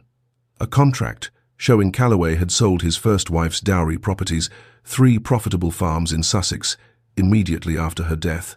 Despite the properties being legally entailed to any future children of the marriage, the sale had raised £15,000, all of which had vanished into Calloway's creditors' pockets within a year. Evidence Item 2. Written testimony from a former servant named Mrs. Agnes Thornbury, now living in Edinburgh on a generous pension that had bought her silence for 5 years. She testified that Lady Calloway's riding accident had occurred not in the stables, but in the manor house itself, after the couple had engaged in a violent argument over his gambling debts. Mrs. Thornbury had heard screams, crashes, breaking glass, then terrible silence. When she'd gone to investigate, she'd found Lady Calloway at the bottom of the grand staircase, her neck broken, her eyes open and unseeing. Lord Calloway had been standing over her body, white-faced and shaking. He'd claimed she'd fallen, that she'd been drinking, that it was a tragic accident. The inquest had agreed, asked no difficult questions, rendered its verdict in less than an hour. My God, Eleanor breathed, her hand pressed to her mouth. He's a murderer. Possibly, Maximilian said grimly, his jaw tight. Provable in a court of law? That's another matter entirely. The evidence is circumstantial. No court would convict a peer of the realm on a servant's testimony alone, particularly when that servant accepted money for her silence. Evidence. Item 3. Legal documents showing 3 separate attempts by tenant families to bring formal complaints about Calloway's practices to the Hampshire magistrate, complaints about withheld wages, unsafe housing conditions, excessive rents. All 3 complaints had been dismissed without investigation. Further research revealed that the magistrate, Sir Robert Henley, owed Calloway substantial gambling debts, nearly £3,000 accumulated over years of card games at their gentlemen's club. Evidence Item 4. Financial records obtained through sources. Maximilian declined to name, indicating Calloway was deeply in debt to several very dangerous creditors, including a notorious moneylender named Silas Crowe, known throughout London for his violent collection methods. Men who couldn't pay Crowe often disappeared or turned up in the Thames with suspicious injuries ruled as drownings. Calloway owed Crowe £8,000, due by year's end. If he couldn't pay, his life wasn't worth a farthing. "He needs to marry money urgently," Maximilian said quietly, "or face ruin, possibly worse than ruin. But we can use this to stop him from pursuing Vivienne," Eleanor insisted, her solicitor's daughter mind already working through possibilities. "We can threaten to expose him." "Can we?" Vivienne's voice was hollow, empty. "If I refuse him, he'll call in my father's debts immediately. According to these documents, he purchased them 2 weeks ago for £6,000, probably at a significant discount. We'll lose everything, the house, the land, everything. And Calloway will simply find another desperate family, another vulnerable woman with no one to protect her. We won't have saved anyone. We'll just have chosen ourselves over the next victim." Silence fell, broken only by the rain against glass and Eleanor's sharp intake of breath. Then Maximilian said quietly, "There's another option, a temporary one, to buy us time." "What option?" He looked distinctly uncomfortable, his aristocratic composure cracking to reveal uncertainty beneath. "Calloway is pursuing you because you represent his best available option, significant debt to clear. Your family's desperation makes you controllable, and your father's eagerness makes negotiation unnecessary. If you were to become unavailable, he'd need to look elsewhere, which would give us time to build an unassailable case without you being forced into an immediate decision." Understanding dawned on Vivienne's face like sunrise after a terrible night. "You mean if I appeared to be courting someone else? Someone Calloway couldn't intimidate or challenge?" "Precisely." Eleanor's eyes widened to the size of saucers. "You're suggesting the Duke court, Vivienne. A fake courtship." "A strategic courtship," Maximilian corrected stiffly, his shoulders straightening with that aristocratic pride she recognized. "Purely for appearances. We attend public events together. I call at her home. We give every impression of serious romantic interest. It would accomplish 2 things: protect Miss Thornton from Calloway's immediate pressure, and allow my investigator time to find the missing women, gather more evidence, build a case that will destroy Calloway socially, if not legally." Vivienne stared at him, unable to process this suggestion. "You hate me. You called me unfit to be anyone's wife in front of half of Yorkshire society." "I don't hate you," Maximilian said, and there was surprising heat in his voice, passion breaking through his usual control. "And I've already apologized for that comment. Will you hold it against me indefinitely? It's been less than a month. Time enough for reconsideration. Time enough to recognize when I've been wrong." He straightened, his tone becoming formal again, retreating into aristocratic distance. "This is a practical solution to a dangerous problem. Nothing more. Once Calloway is exposed and your family's debts are managed through other means, we can end the charade with minimal scandal, a mutual recognition that we wouldn't suit. Society will understand." "Other means?" Vivienne's pride bristled like a cat's fur. "If you're suggesting charity, I'm suggesting a properly structured loan through my bank with reasonable terms and proper collateral.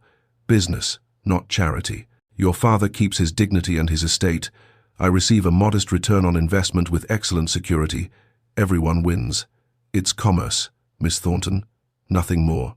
It was logical, practical, cold-bloodedly sensible, and Vivienne knew, with sinking certainty, that it was her only real option. "What about Lady Cordelia?" she asked quietly, thinking of the kind woman who'd made her feel welcome. "She clearly has expectations regarding you.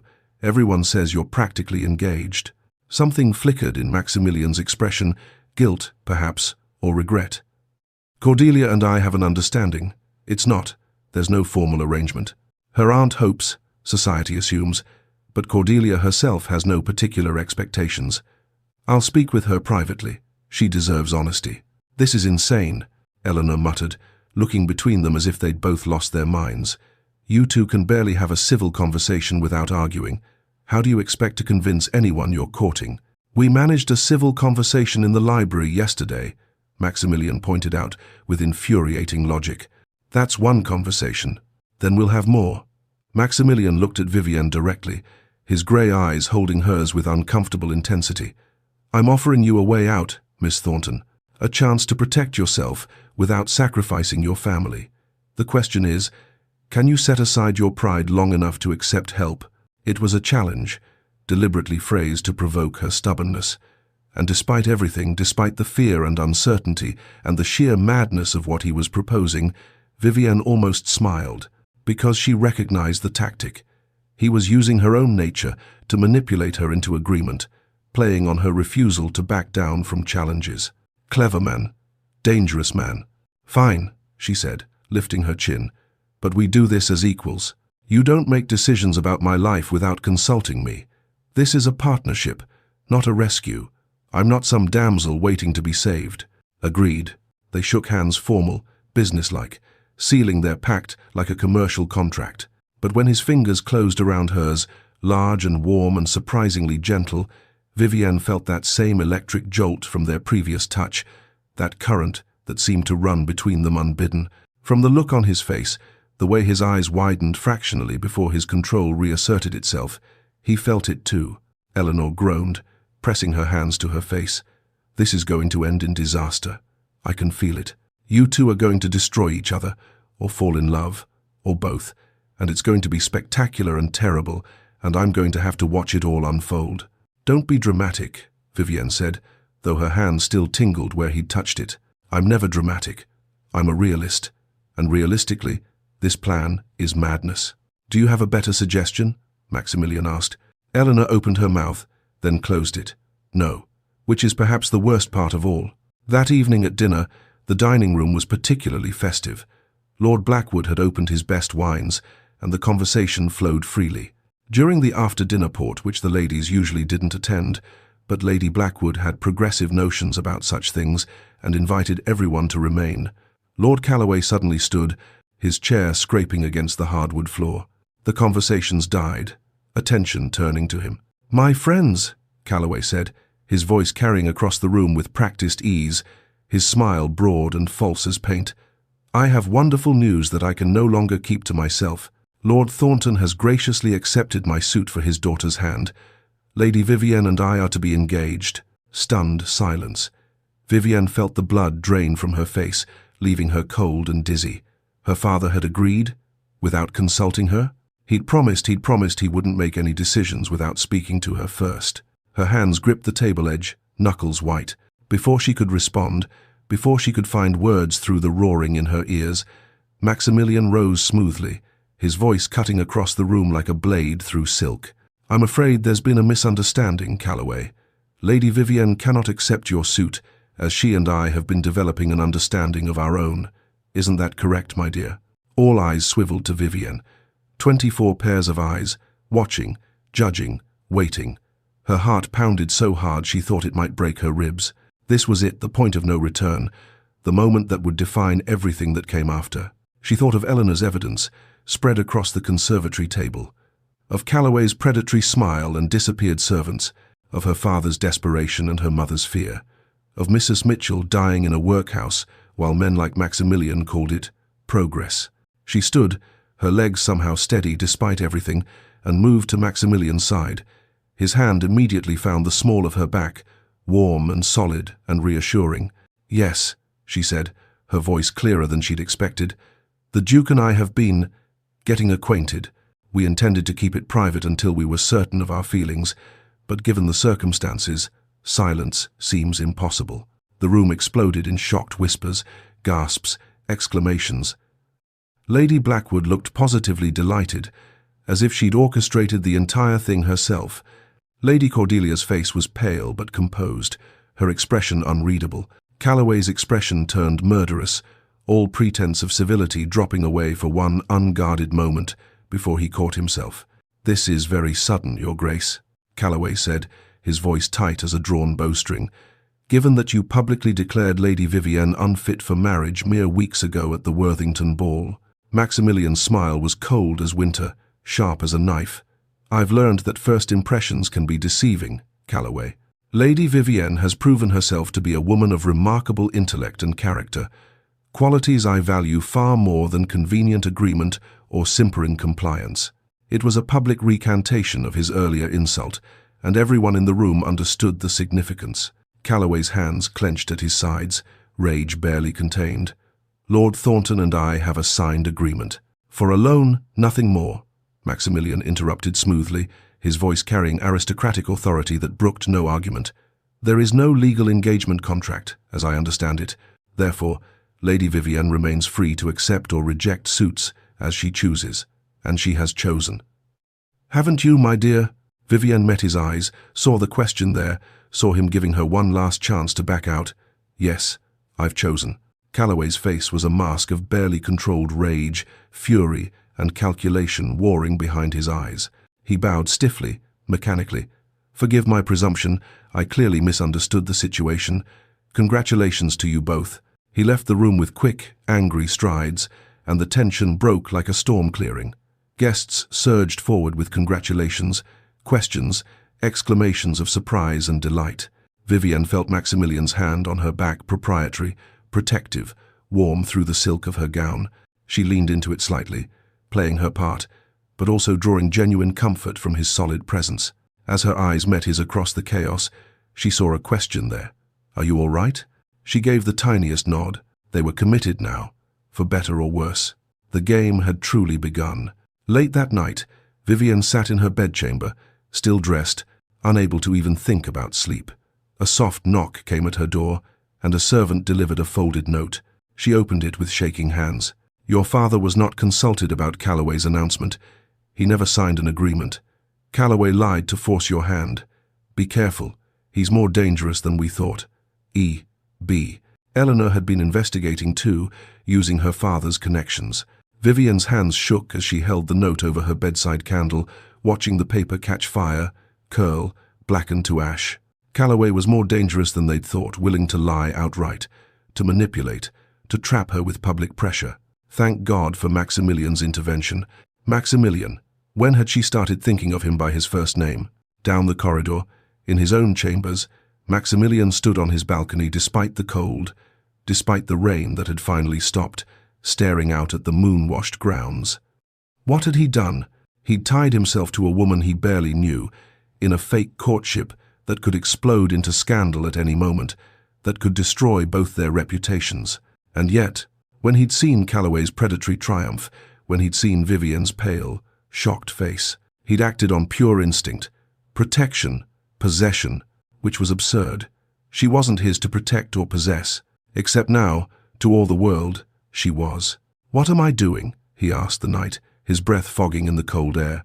But somewhere deep in his chest, a traitorous voice whispered, "Exactly what you want." And that, perhaps, was the most dangerous truth of all. Chapter 5. The Performance and the Truth. Day 4. Morning. Morning brought sunlight after the rain, brilliant, almost defiant Yorkshire sunlight that transformed the sodden grounds into something jewel-like, each water droplet on grass and leaf catching light like diamonds. The house party guests had only one full day remaining, and the overnight revelation of Vivienne and Maximilian's courtship was the sole topic of conversation, whispered over morning chocolate and discussed in urgent undertones in every corner of Blackwood Manor. At breakfast, they were expected to sit together, necessary behavior for a courting couple, unavoidable social theatre.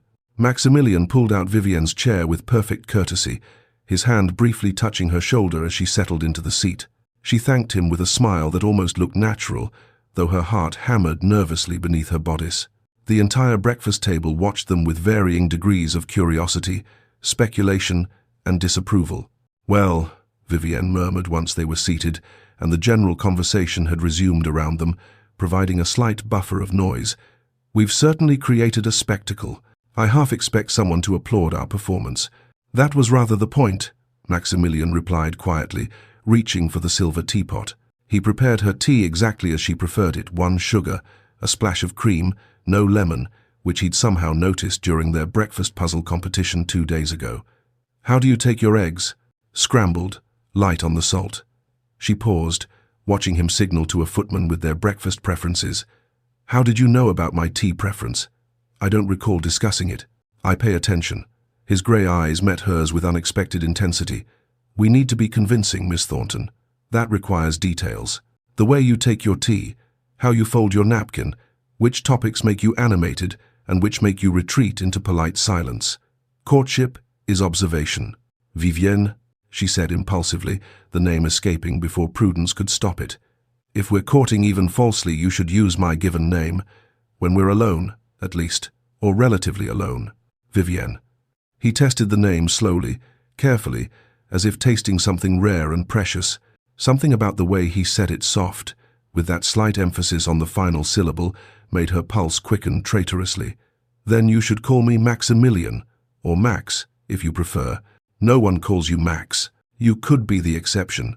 It was said lightly, almost teasingly, but there was weight beneath it, layers of meaning she couldn't quite parse. Vivienne looked away, flustered, focusing intently on her teacup, as if the Earl Grey contained answers to questions she hadn't yet formed. This was pretense, she reminded herself.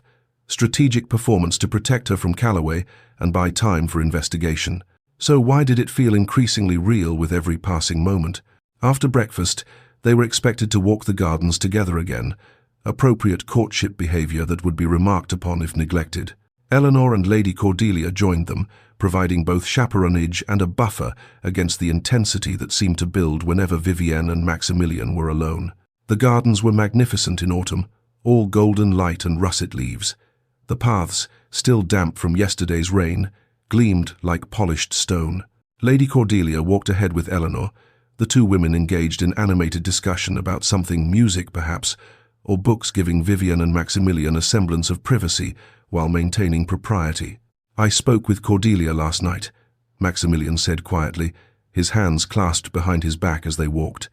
After dinner, before the announcement, she understood. There was never any formal arrangement between us, her aunt hoped, society assumed, but Cordelia herself had no particular expectations. She wished us well. She was very gracious this morning, Vivienne observed, thinking of how Lady Cordelia had squeezed her hand at breakfast and whispered, "Be happy." More gracious than I would have been in her position. I would have been tempted toward at least mild vindictiveness.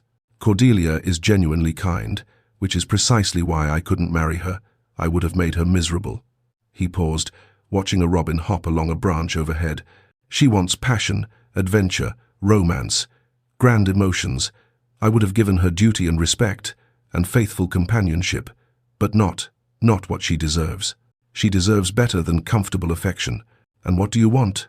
Vivienne asked before she could stop herself, the question escaping like a bird freed from captivity. Maximilian was quiet for so long she thought he wouldn't answer, that she'd overstepped some invisible boundary.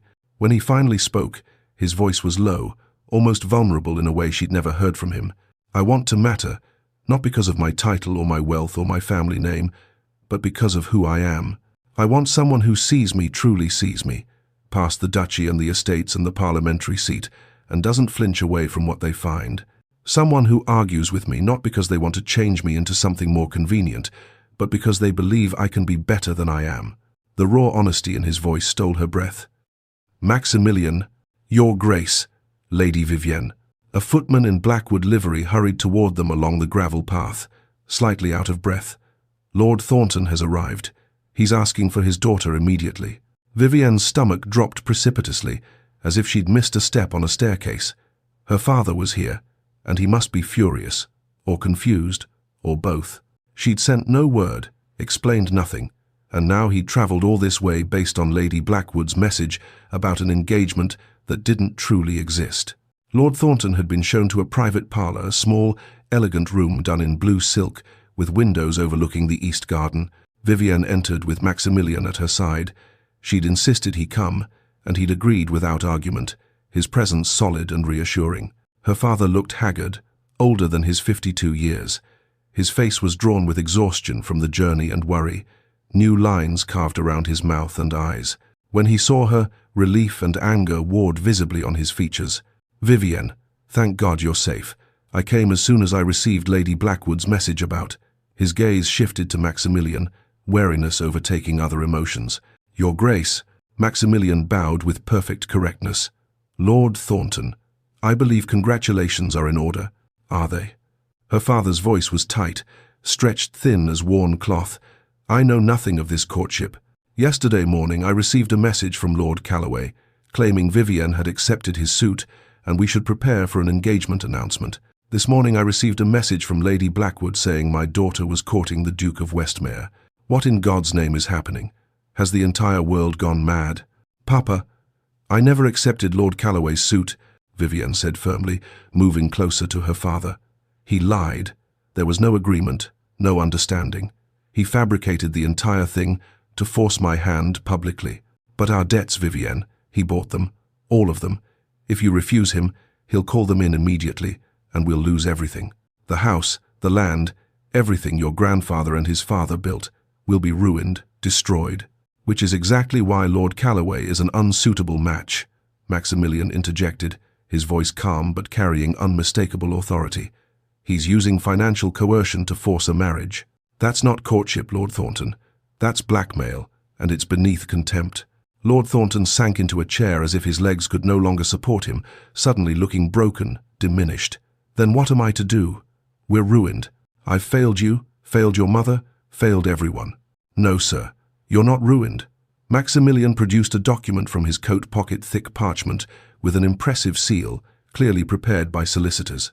This arrived by express messenger this morning. It's a formal loan agreement.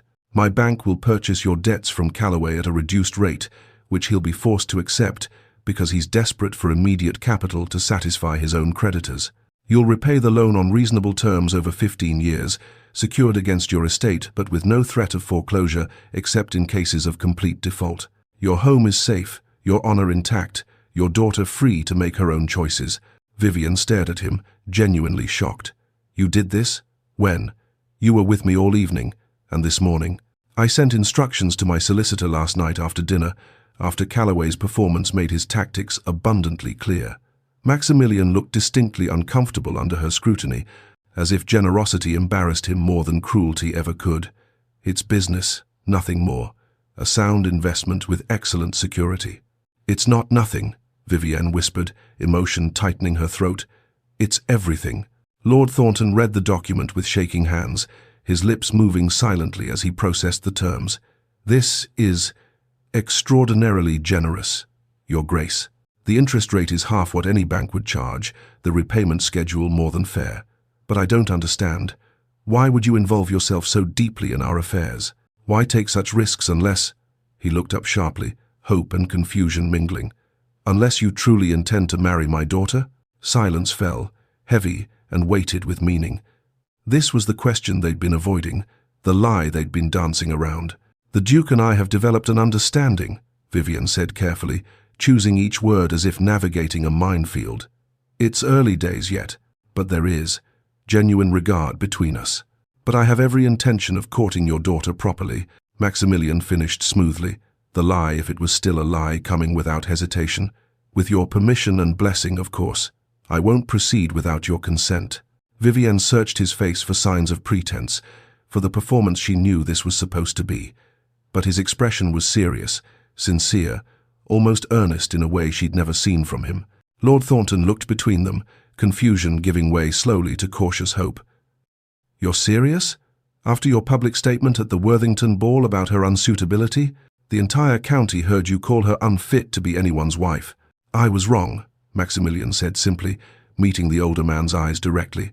Your daughter is extraordinary, Lord Thornton. She challenged me to be better, to think beyond my own narrow perspective, and I'm learning that's exactly what I need, what I've always needed but was too proud to recognize. Vivienne's chest tightened painfully.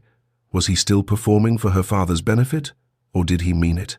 After Lord Thornton left cautiously optimistic, promising to review the loan documents with his own solicitor and to discuss everything with Lady Catherine, Vivienne needed air, needed space to think, needed anything but the confines of Blackwood Manor's elegant rooms. She escaped to the Garden Folly, a small classical temple at the edge of the ornamental pond, its white marble columns reflected in water, still as glass.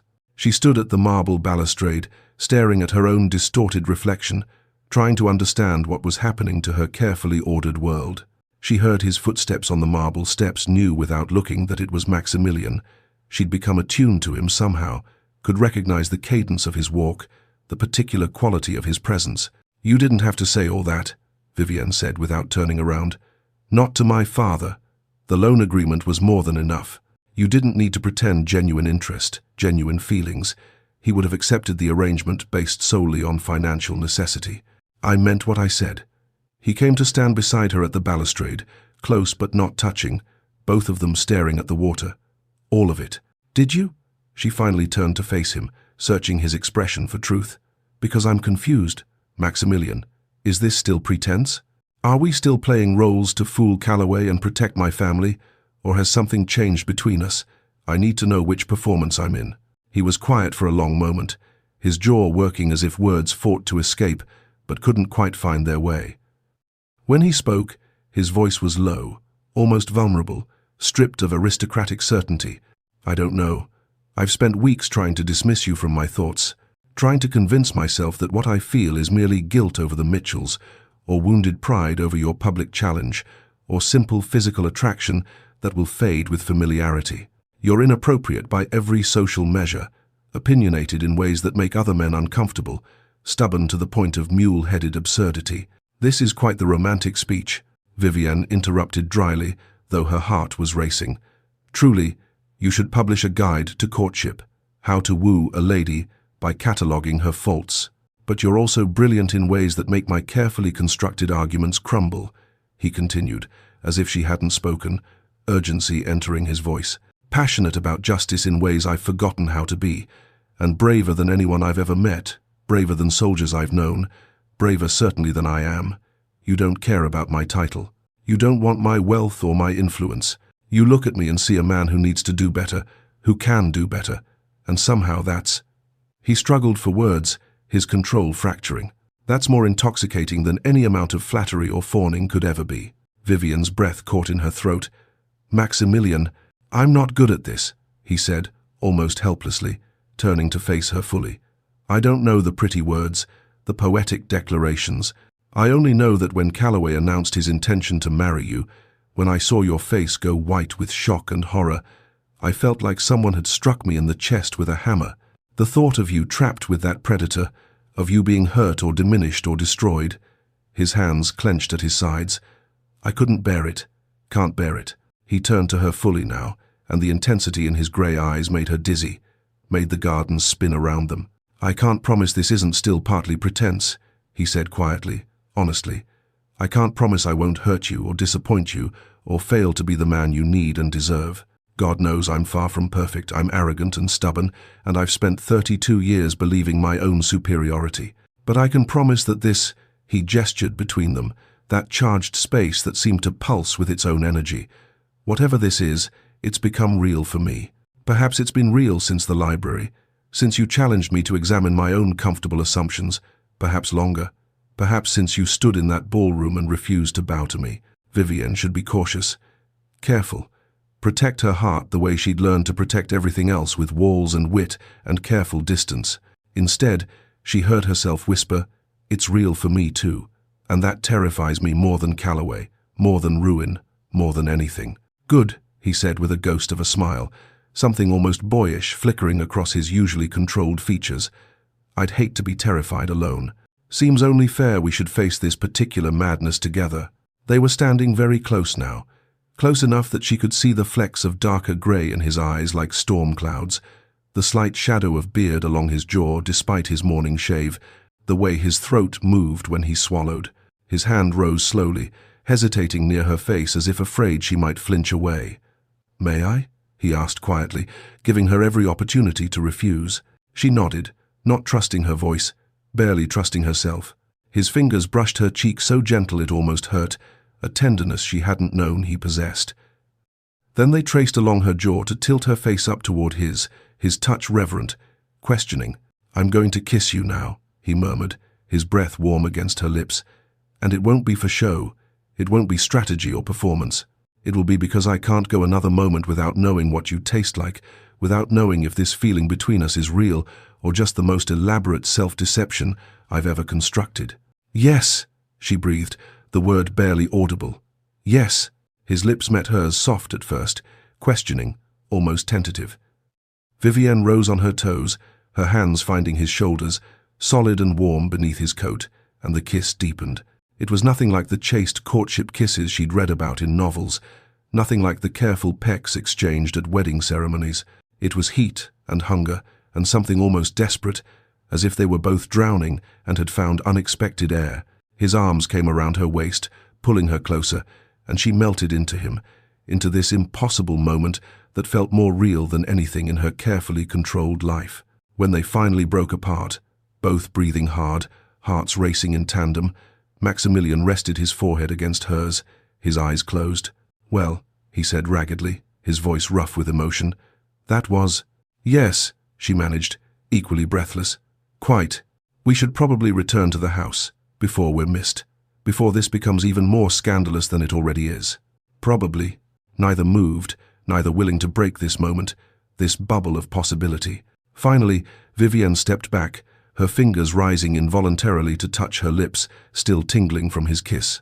"This complicates everything, you realize. Everything we planned." "I know. Calloway will be furious when he learns about the loan. When he realizes we've outmaneuvered him, he'll retaliate somehow. Men like him always do." "I know that too. And your uncle, Lord Pemberton, he'll be appalled that you're courting an impoverished woman with a scandalous reputation instead of someone like Lady Cordelia. He'll make your life difficult." "Almost certainly." Maximilian reached out, taking her hand in his thumb tracing circles on her palm that sent shivers up her arm. "Are you trying to talk me out of this, listing all the reasons this is foolish and impossible?" "I'm trying to make sure you understand what you're risking. Your family's approval, society's good opinion, your political prospects, all of it could be damaged by association with me." "I understand perfectly." His grip tightened slightly, warm and reassuring. "You're worth the risk, Vivienne. All of it, every possible consequence."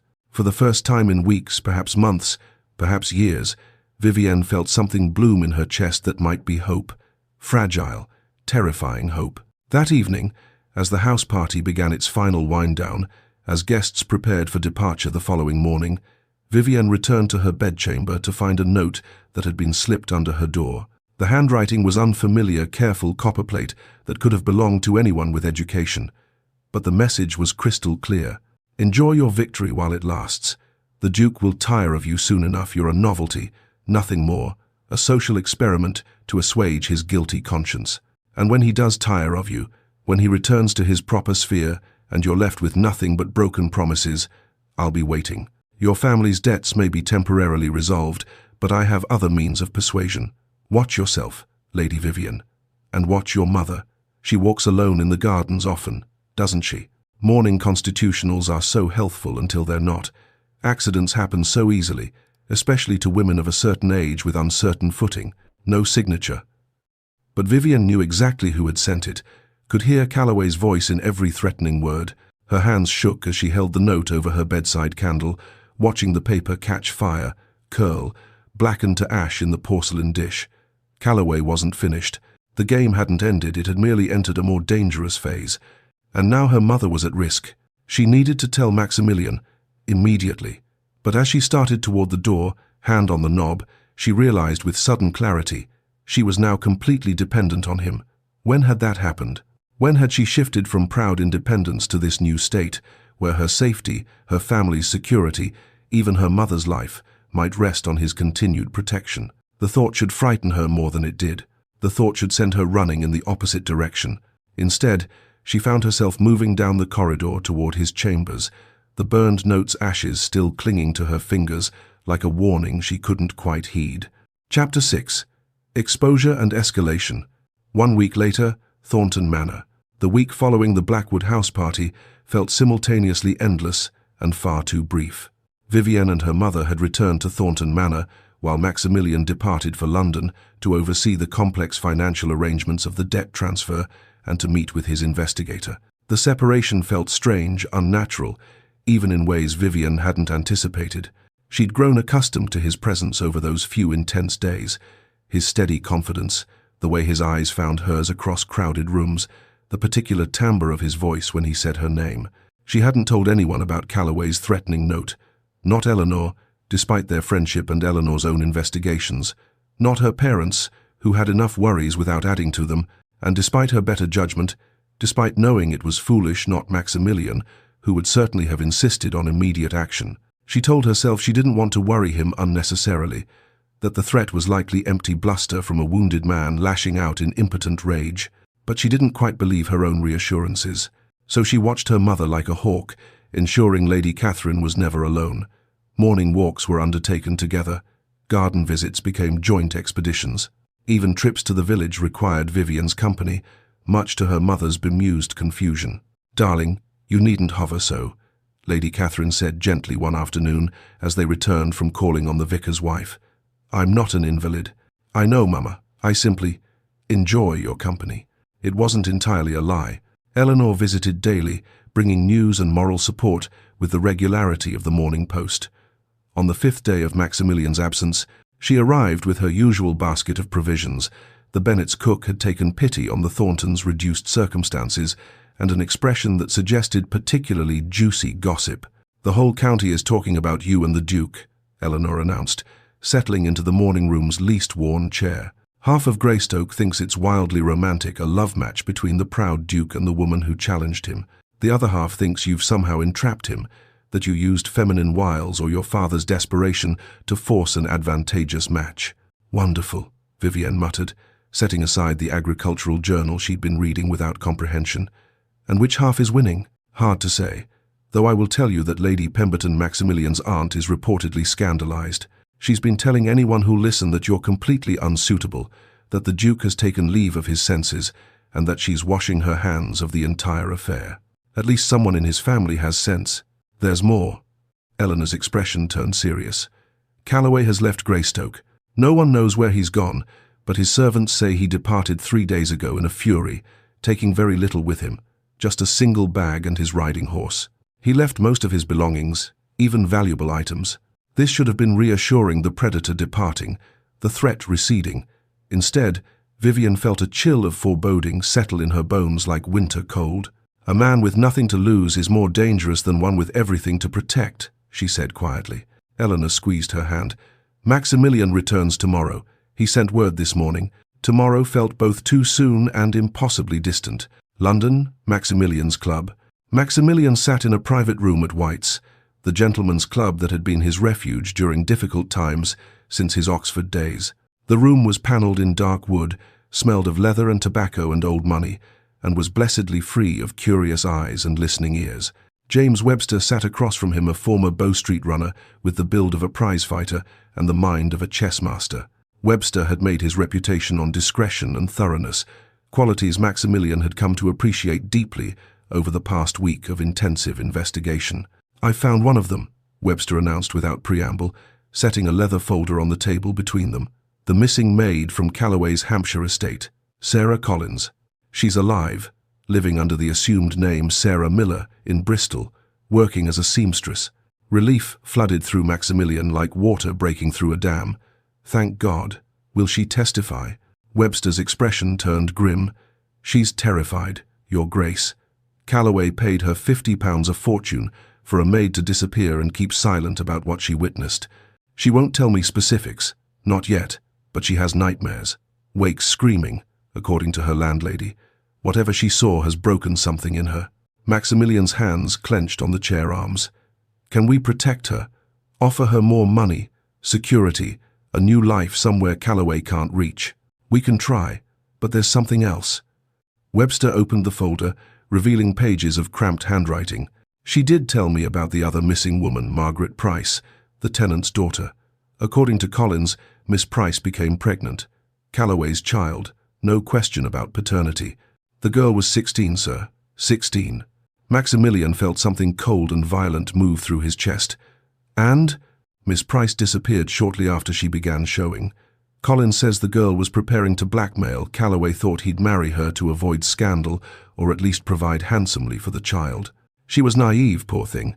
Didn't understand the kind of man she was dealing with. Calloway had her killed. It wasn't a question. Collins believes so, though she has no proof. No body has ever been found. The family reported her missing, but the magistrate who owes Calloway gambling debts," Maximilian finished bitterly, "did nothing." "Precisely. The case was closed within a week. Runaway daughter, moral failing, good riddance. That was the official verdict." "Christ!" Maximilian ran both hands through his hair, not caring that he was destroying his careful styling. "Can we prove any of this?" "Not without Margaret Price's body, and I've had men searching. Nothing yet. But I did find something else. Webster produced a ledger, its pages covered in numbers and calculations. Calloway's gambling debts are even worse than our initial estimates. He owes nearly £20,000 to a moneylender named Silas Crow, a man who operates on the darkest edges of legality. Crow's collection methods are notorious, Your Grace. Men who can't pay him often turn up in the Thames with their throats cut, ruled as suicides or accidents. How much time does Calloway have? According to my sources in London's gambling dens, Crow gave him until month's end to produce full payment. That's less than 3 weeks from today. Understanding crystallized like ice forming on glass. Which is why Calloway was so desperate to marry Miss Thornton. Her family's properties, once consolidated with his through marriage, could be mortgaged to raise the capital he needs. Precisely, Your Grace. And now that option is closed to him, thanks to your intervention. He'll be desperate, Maximilian said grimly. And desperate men are the most dangerous kind. Webster's expression suggested he understood exactly what that meant. I've taken the liberty of hiring additional men to watch Thornton Manor, discreetly, of course. But if Calloway makes a move against Miss Thornton or her family, thank you. Maximilian felt gratitude mixed with worry. I return to Greystoke tomorrow. Keep me informed of any developments. After Webster left, Maximilian sat alone in the private room, staring at the evidence spread before him. Somewhere out there, Calloway was planning his next move, and Vivienne, brilliant, stubborn, brave Vivienne, was refusing to take the threat seriously enough. He needed to return to her. Now, the Greystoke Assembly. The monthly assembly at Greystoke's town hall was a more modest affair than the Worthington ball, fewer guests, less elaborate decorations, a smaller orchestra but still well attended by local society. Vivienne's mother had insisted attendance was crucial to establish Vivienne's new status as the Duke's intended, to show society that the match was real and progressing appropriately. Maximilian had returned from London that morning, looking tired but determined. He'd called at Thornton Manor with perfect formality, presenting flowers to Lady Catherine and requesting the honour of escorting Vivienne to the evening's assembly. Now they entered the town hall together, his hand warm and solid at her elbow, presenting a united front to Greystoke's assembled gentry. The whispers began immediately, a susurration like wind through autumn leaves. She's wearing new gloves, kid leather, French by the look of them. Did the Duke buy them? Look at how he's watching her, like she's the only woman in the room. I heard Lord Pemberton refuse to receive her, cut the Duke dead when he mentioned the courtship. Well, I think it's romantic. A proper love match, not some arranged affair for bloodlines and money. The assembly hall was decorated with autumn branches and late-blooming chrysanthemums. Candles glowed in sconces along the walls, and the small orchestra was tuning their instruments for the evening's dancing. They danced the first waltz, mandatory for a courting couple, expected by all present. Vivienne had never waltzed with Maximilian in public before, and she discovered he was an excellent dancer, leading with confidence and precision that made her feel graceful despite her nervousness. "You're tense," he murmured as they turned, his hand firm at her waist. "I can feel it in your shoulders. Everyone is staring. I can feel their eyes like physical touches. Let them stare. You look beautiful tonight." His voice was low, intimate, meant only for her. She did look well. Her mother had insisted on purchasing a new gown with some of the money Lord Thornton had received as an advance against the new loan. Pale blue silk that brought out the violet in her eyes, with delicate embroidery at the bodice and sleeves. It was the finest thing she'd worn in years. Maximilian's compliment made warmth spread through her chest, chasing away some of the anxiety. "You received information in London," she said quietly, reading the tension in his shoulders, the tightness around his eyes. "I can see it in your face. What did you learn?" "Later. Not here." His hand tightened fractionally on her waist. "Have you been well this week? Any incidents? Anything unusual?" She thought of the threatening note, of the ashes she'd scattered from her window, of watching her mother constantly. Nothing worth mentioning. His grey eyes narrowed, studying her face with uncomfortable intensity. "Vivienne, tell me the truth." "Later," she echoed his earlier words. "Not here." The music ended, and the assembled guests applauded politely. Maximilian was leading Vivienne toward the refreshment table. She was desperately thirsty from the exertion and anxiety of dancing when the assembly hall's main doors burst open with dramatic, terrible force. Lord Henry Calloway stood in the doorway like an avenging fury. He was disheveled and wild-eyed, a far cry from his usual urbane polish. His cravat hung askew, his coat was rumpled and stained with what might have been mud or worse, and there was a desperate, manic energy about him that made Vivienne's blood run cold as winter water. The room fell into shocked silence. The orchestra's final notes died away discordantly. "There he is," Calloway's voice rang out across the assembly hall, slightly slurred. He'd been drinking heavily, by the sound of it. The noble Duke of Westmere, stealing another man's betrothed. The great reformer, the champion of the downtrodden, revealed as nothing more than a thief. Maximilian stepped in front of Vivienne immediately, instinctively, his body a shield. "Calloway, you're drunk. Leave now before you embarrass yourself further and make this situation worse than it already is." "Embarrass myself?" Calloway laughed, a bitter, broken sound that held no humor whatsoever. He advanced into the room, and guests scattered before him like sheep before a wolf, pressing themselves against the walls. "You've ruined me, Radcliffe, bought up my debts at a fraction of their value, poisoned society against me with your investigations and whispers, stolen the woman I intended to marry, all because you couldn't bear that someone else would have her first. This is about your pride, not her welfare.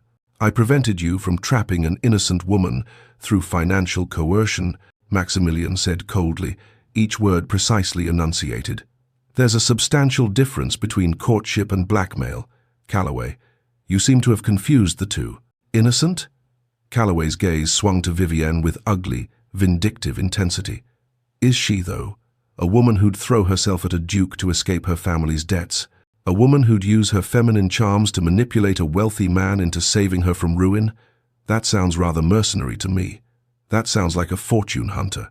Vivienne felt the accusation like a physical slap, heat flooding her face. Around them, guests murmured, some shocked, some intrigued, all watching avidly, as if this were theatre rather than real lives unraveling. Maximilian's voice dropped to a dangerous quiet that somehow carried better than shouting. "Apologize to Lady Vivienne, now, or I will make you regret every word." "Or what? You'll challenge me to a duel?"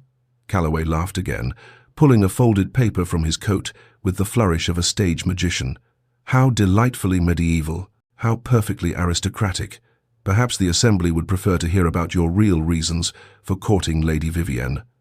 Shall I read from the investigative report your man compiled on me, the one that mentions my financial troubles, my first wife's unfortunate death, the 2 missing servants from my Hampshire estate?" Shock rippled through the crowd like a stone thrown into still water. Maximilian's jaw tightened visibly, but he said nothing. "Yes, I know about your investigation," Calloway continued, his voice rising to something near hysteria. "Did you think I wouldn't have you investigated in return? Did you think I'd simply accept defeat? I know the truth, Radcliffe. You're courting her out of pity and guilt, nothing more. You're using her to salve your aristocratic conscience over those displaced tenant farmers she lectured you about. She's your act of public charity, your visible penance. And when you tire of the novelty, when society forgets about your momentary compassion, you'll discard her like yesterday's newspaper." The words hit their target with devastating accuracy. Vivienne felt the blood drain from her face, leaving her cold and dizzy. Was there truth in this? Had everything been performance, guilt-driven theatre? "That's quite enough." A new voice cut through the charged atmosphere. Eleanor stepped forward, her solicitor father beside her, both of them wearing expressions of grim determination. "Lord Calloway, you're making serious allegations in a public forum. Do you have actual proof of these claims?" "Proof?" Calloway waved the paper triumphantly. "It's all documented here, the investigation, the findings, the Duke's guilty motivations. Then you won't mind submitting those documents to proper legal review," Mr. Bennet said calmly, his voice carrying the weight of professional authority. "As an officer of the court, I'm prepared to examine any evidence of wrongdoing or impropriety, including, naturally, evidence related to your own activities and business practices." Calloway's face went white, then red, then white again. "What are you implying, Bennet?" "I'm implying nothing whatsoever." Mr. Bennet's voice remained perfectly steady, maddeningly calm. "I'm stating facts. I've been in correspondence with magistrates in Hampshire regarding irregularities in several investigations under their jurisdiction. Most notably, the circumstances surrounding your first wife's death and the unexplained disappearances of 2 women previously in your employ, Sarah Collins and Margaret Price. Perhaps you'd care to address those matters while we're all gathered here." The room exploded in shocked whispers, gasps, exclamations of horror and fascination.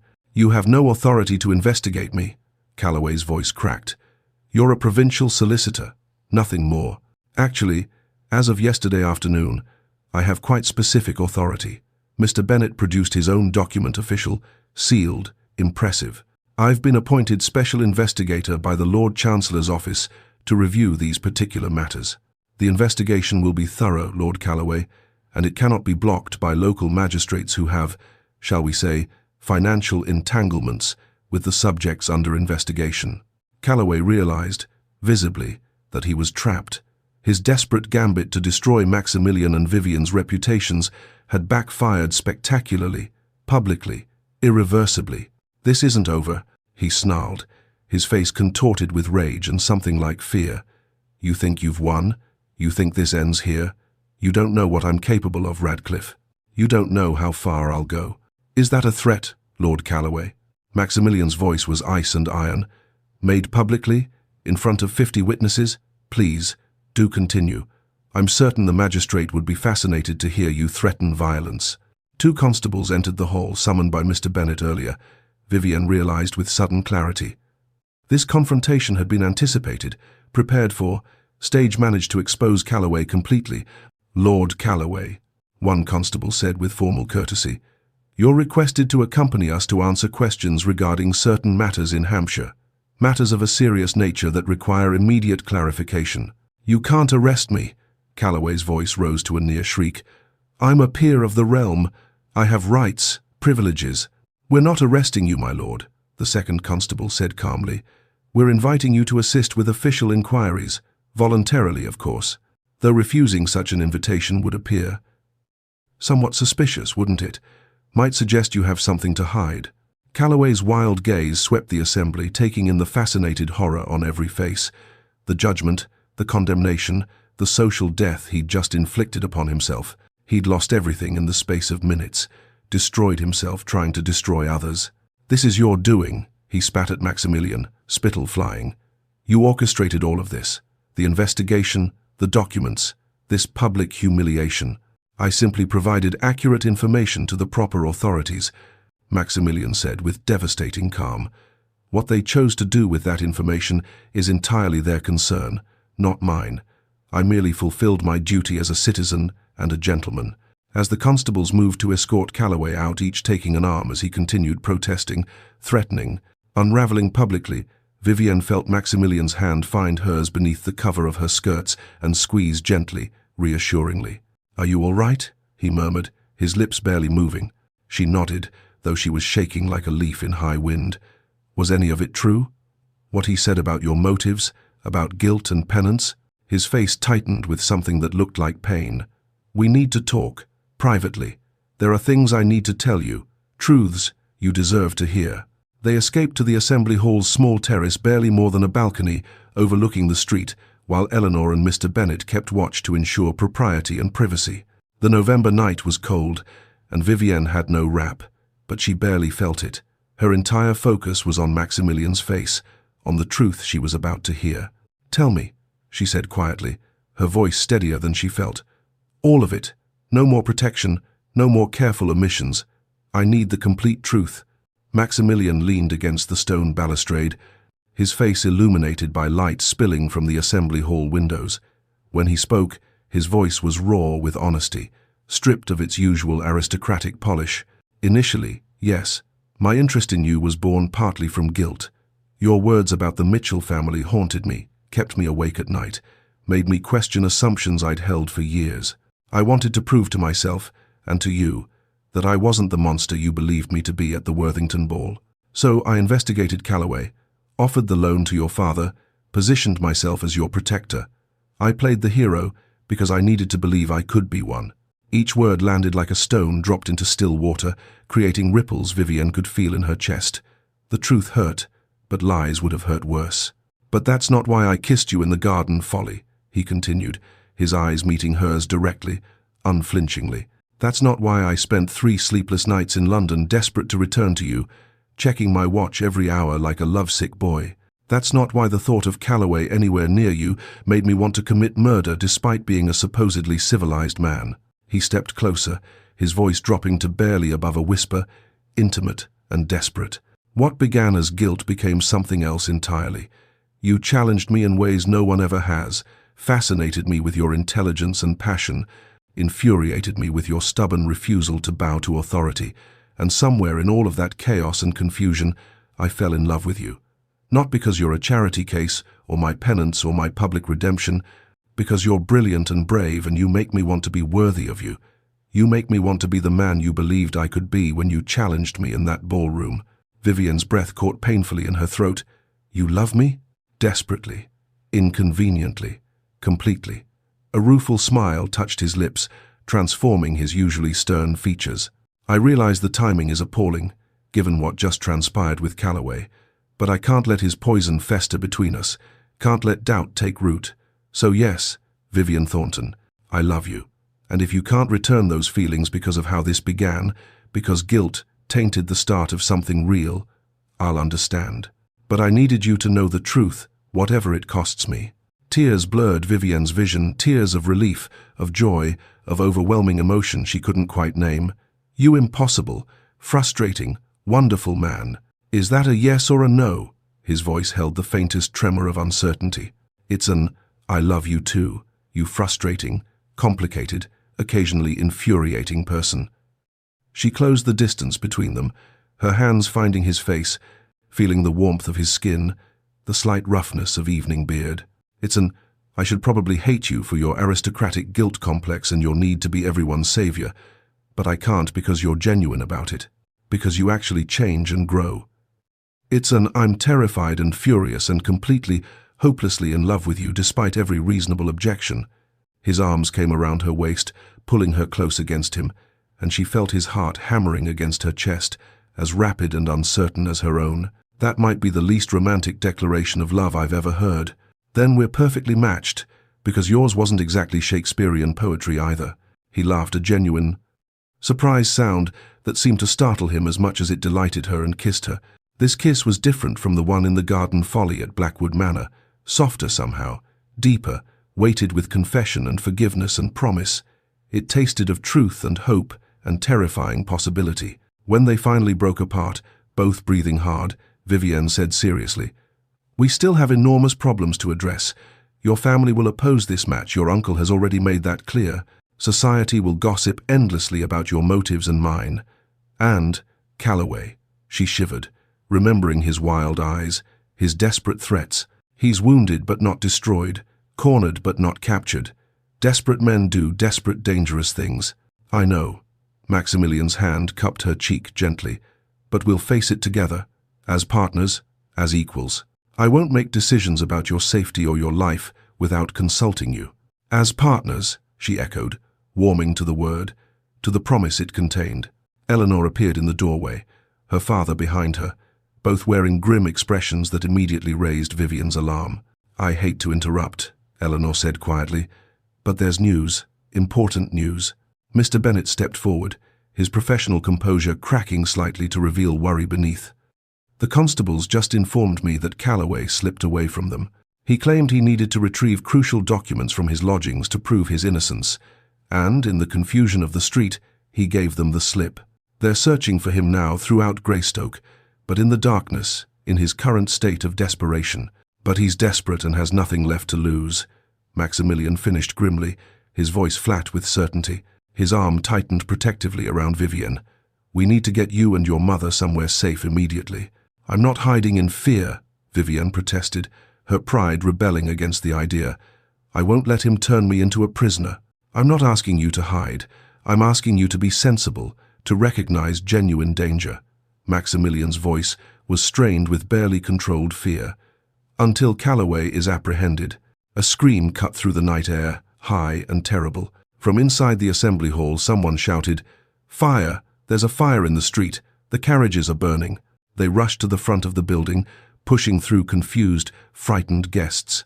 Orange flames were engulfing a carriage outside the Thornton carriage, Vivian realized with horror. The fire was intense, deliberately set, spreading rapidly. Mama! Vivian's heart stopped, ice flooding her veins. "Where's my mother? Has anyone seen Lady Catherine?" "She went to lie down in the ladies' retiring room," Eleanor said urgently, grabbing Vivienne's arm. "About 20 minutes ago. Said she had a terrible headache from all the excitement." They raced back inside, pushing through the panicked crowd, now fleeing toward the exits. The retiring room was on the ground floor, near the street entrance, perilously close to where the carriage fire burned with unnatural intensity. Smoke was already seeping under the door like malevolent fog. Maximilian reached the door first, tried the handle with desperate urgency. "It's locked! From the outside." Someone locked it deliberately. Pure terror flooded Vivienne's body, adrenaline making everything sharp and clear and impossibly slow. "Mama, Mama, can you hear me?" Lady Catherine's voice came through the door, muffled and frightened, but blessedly alive. "Vivienne, Vivienne, I can't open the door. Something's blocking it from outside. I can smell smoke." Maximilian didn't hesitate, didn't waste time with further attempts at the handle. He threw his considerable weight against the door, once, twice, grunting with effort. On the third impact, the wood splintered and gave way.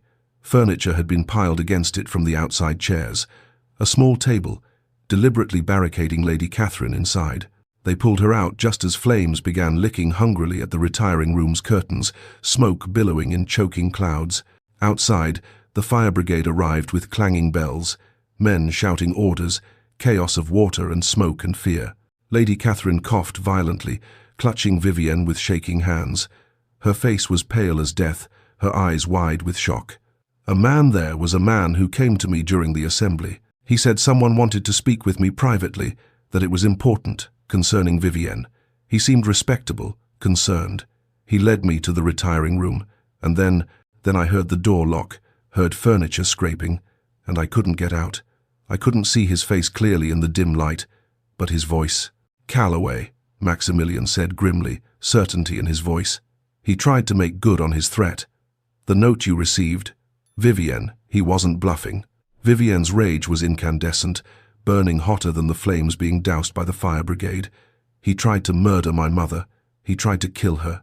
"He tried to kill you both," Eleanor corrected quietly, pointing to the still burning carriage wreckage. "You would have left in that carriage after the assembly. The fire would have spread from there to the building while you were retrieving your mother. If she'd been trapped in that room much longer, if the smoke had been thicker.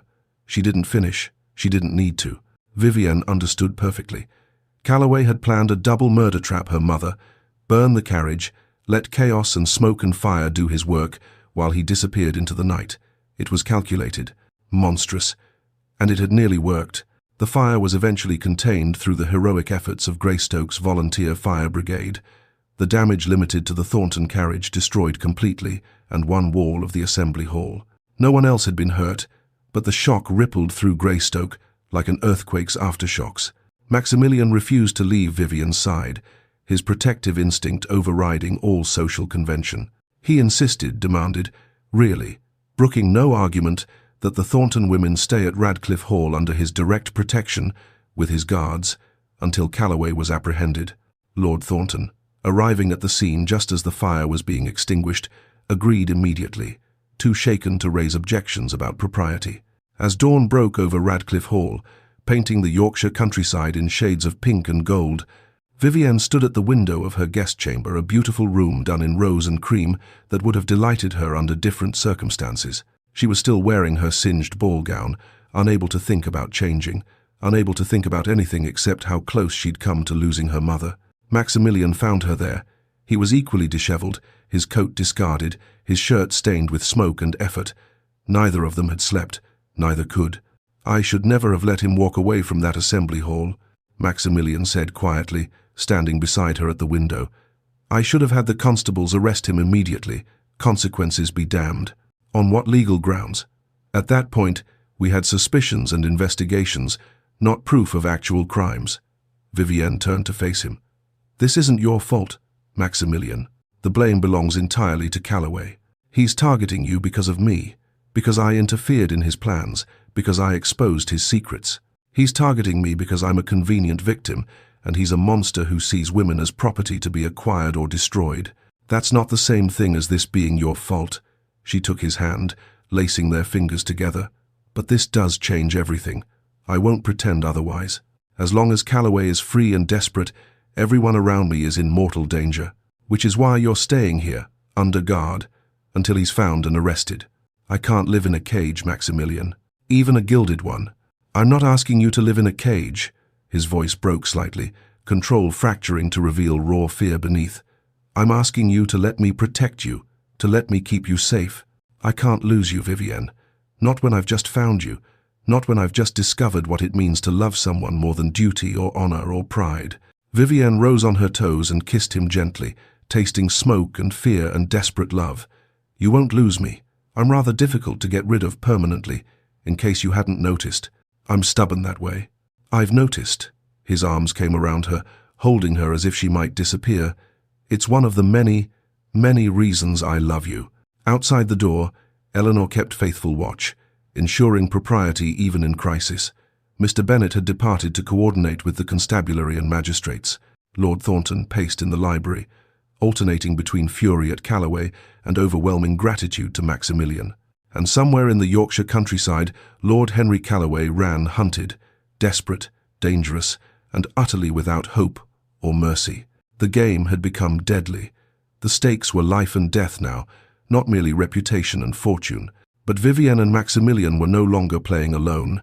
They had allies, evidence, love, and each other. The question that remained, hanging in the air like smoke, would it be enough? Chapter 7. The Reckoning and the Proposal. Radcliffe Hall had become a fortress in all but name. Armed guards patrolled the grounds in shifts, their boots crunching on gravel paths, their eyes scanning the tree line for any sign of intrusion. Visitors were carefully screened at the gates, their credentials examined, their purposes questioned. Even tradesmen delivering provisions found themselves subjected to thorough inspection before being admitted to the estate. Vivienne chafed at the restrictions like a bird in a gilded cage. She understood their necessity, understood that Calloway, cornered and desperate, represented genuine danger, but understanding didn't make the confinement easier to bear. She found herself pacing the library, the drawing room, the corridors, restless energy finding no outlet. Maximilian had barely slept since the fire at the assembly hall. Dark circles shadowed his grey eyes, and his usual immaculate appearance showed signs of strained cravat, tied hastily, coat wrinkled from hours of wear, hair dishevelled from running his hands through it during moments of frustration. He'd been coordinating with magistrates across 3 counties, sending and receiving dispatches at all hours, building a legal case that would ensure Calloway faced justice for his crimes. James Webster had returned from Bristol the previous evening with Sarah Collins's written testimony pages of careful handwriting detailing what she'd witnessed in Calloway's household, sworn before a magistrate and notarized properly. Mr. Bennet had compiled everything into a damning case file: financial records, witness statements, circumstantial evidence that painted a picture of a man capable of monstrous acts. But Calloway remained at large, a shadow haunting the edges of their lives. On the 3rd morning, as Vivienne and Maximilian sat in the morning room, reviewing correspondence and legal documents, a commotion at the front entrance announced an unexpected arrival. Lord Pemberton, Maximilian's uncle, had come calling. The elderly baron was a stern, imposing figure, despite his 70 years. He was dressed in old-fashioned black that seemed to absorb light, and he carried an ornate walking stick he clearly didn't need, wielding it more as a symbol of authority than a physical aid. His face was carved from the same unforgiving stone as his principles. He found them together, heads bent over paperwork, Vivienne's hand resting casually on Maximilian's arm as she pointed to something in a document. The picture of intimate partnership rather than proper courtship. Maximilian, a word, in private. Lord Pemberton's voice carried the expectation of immediate obedience that had cowed Maximilian as a boy. Anything you have to say to me can be said in front of Vivienne, Maximilian replied calmly, not rising from his seat, not showing the deference his uncle expected. She's my intended wife. She has every right to hear whatever concerns you've brought to my home. Lord Pemberton's lips thinned with disapproval until they nearly disappeared. Very well, since you insist on this. Display. Have you completely lost your senses, Maximilian? Courting a woman with no fortune, no significant family connections, and a reputation for public impertinence? Your parents would be absolutely appalled by this match. On the contrary, Maximilian said coolly, setting down his pen with deliberate precision, My mother would have adored Vivienne. She valued intelligence and spirit over empty social conventions and meaningless pedigrees. And my father, for all his considerable faults, taught me that true honor means protecting those who cannot protect themselves, standing for justice, even when it's inconvenient. This girl has clearly entrapped you somehow.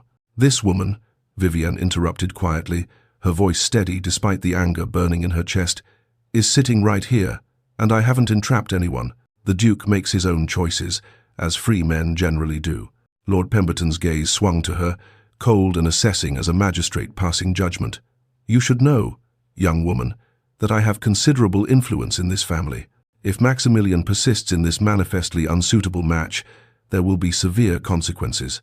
Social censure from the highest circles, withdrawal of family support and connection. He could lose his seat in Parliament through the machinations I can arrange. Let him try, Maximilian said flatly, rising now to his full height, towering over his uncle. My title and estates are mine by law and primogeniture, not by Uncle Pemberton's goodwill or approval. My seat in Parliament is secure unless I'm convicted of an actual crime, which seems unlikely given that I'm the one pursuing justice rather than fleeing it. And as for social censure, he moved to stand beside Vivienne, his hand finding hers. I care infinitely more for Vivienne's good opinion than for the approval of people who value ancient bloodlines over actual character. It was a declaration of independence, final and irrevocable, and Vivienne heard the weight of it in every syllable. Maximilian was choosing her over family pressure, over social expectation, over centuries of tradition that dictated his choices should be governed by duty rather than love. Lord Pemberton saw it too. His face hardened into something like granite. You're a fool, Maximilian. Just like your father, too soft, too sentimental, too willing to prioritize feeling over responsibility. Mark my words, this will end in disaster. This woman will be your ruin. He turned on his heel and stormed from the room, his walking stick striking the floor with sharp, angry reports. The front door slammed moments later with sufficient force to rattle the window panes. Silence settled over the morning room like snow. Vivienne took Maximilian's hand, lacing their fingers together. You just broke with your family. For me. Because of me. No. He raised her hand to his lips, kissing her knuckles with gentle reverence. I broke with one rigid, judgmental old man who has never approved of anything I've done in my entire life. Who criticized my father until the day he died and has been criticizing me ever since. My real family, the one I choose, the one that matters, starts with you. That afternoon, Webster arrived with news that shifted everything. They gathered in Maximilian's study Vivienne, Maximilian, Webster, Eleanor, and Mr. Bennet, forming a council of war around the massive desk. Calloway has made contact with Silas Crowe, Webster announced without preamble, spreading documents across the desk's leather surface. My sources in London's underworld say he's offered Crowe information about the Duke's assets, holdings, and movements in exchange for more time on his debts. Essentially, he's trying to trade intelligence for his life. What kind of information? Maximilian asked sharply, his jaw tightening.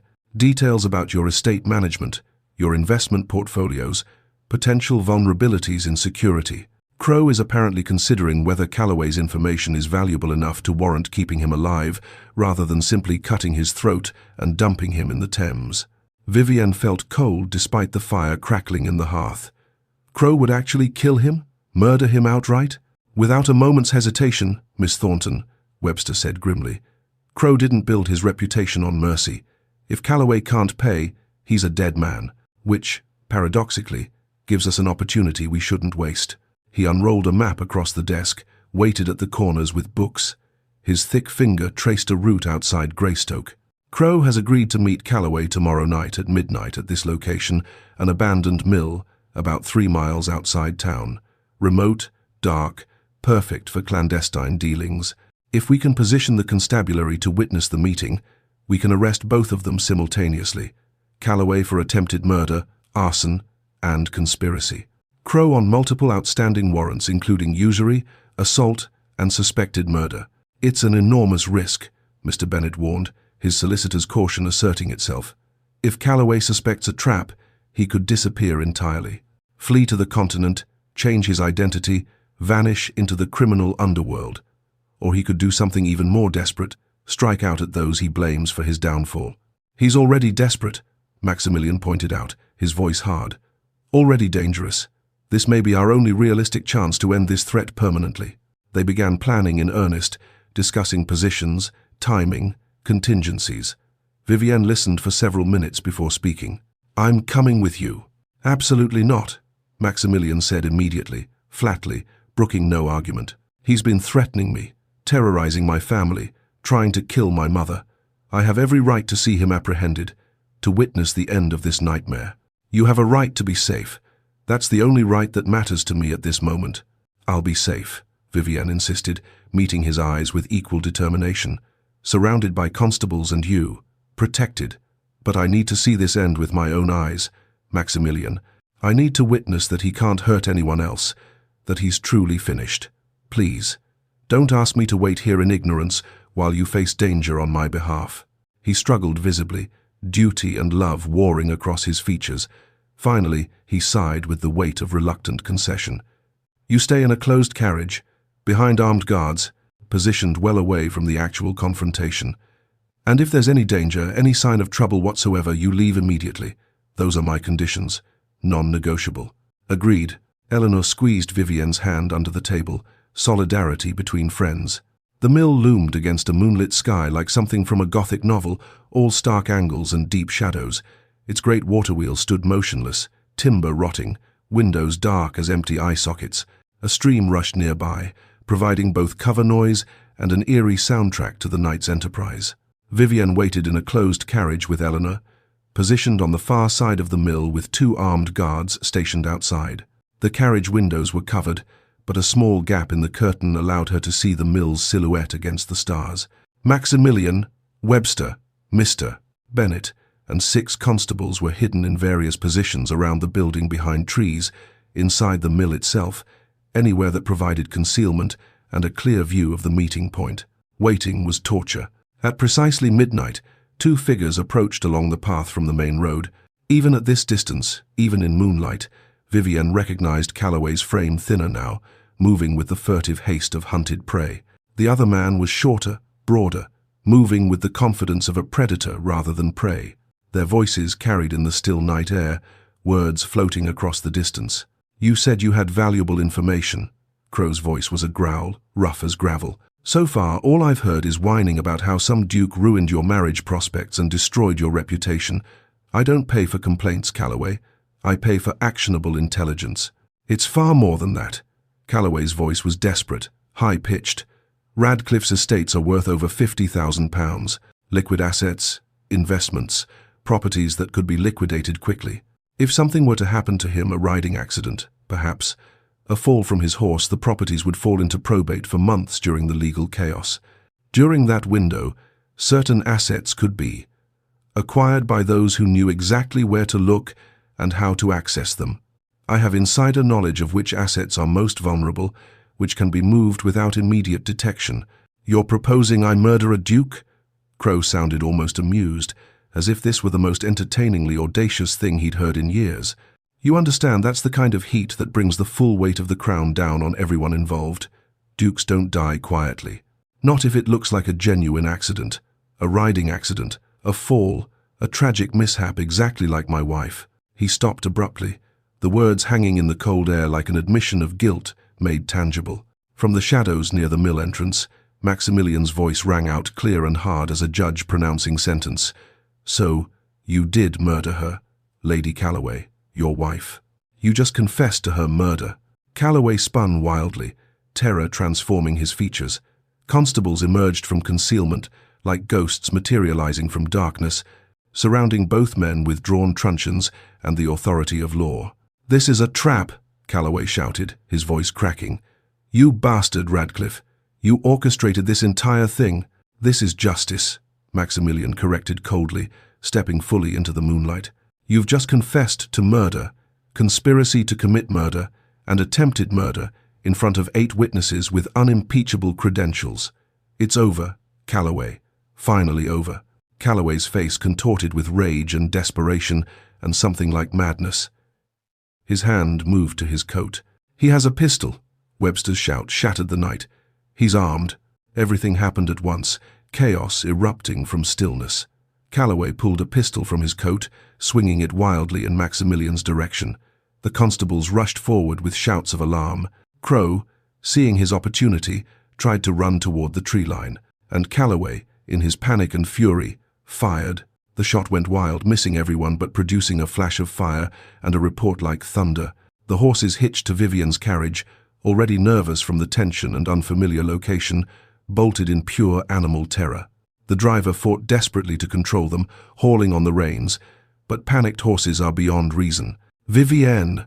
Maximilian's shout was pure anguish, inhuman in its terror. The carriage careened forward, bouncing over rough ground, the panicked horses dragging it toward the mill pond at a gallop. The guards tried desperately to reach it, but couldn't match the horse's terrified speed.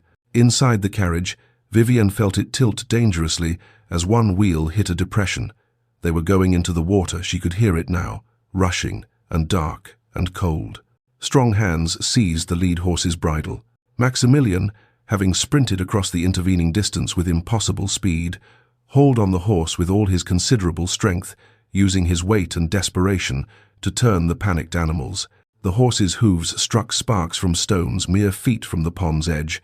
The carriage shuddered to a halt, tilting precariously. Vivienne tumbled out through the door. Eleanor managed to push open, falling directly into Maximilian's arms. He caught her, held her so tightly she could barely draw breath, his heart hammering against her ear like desperate drums.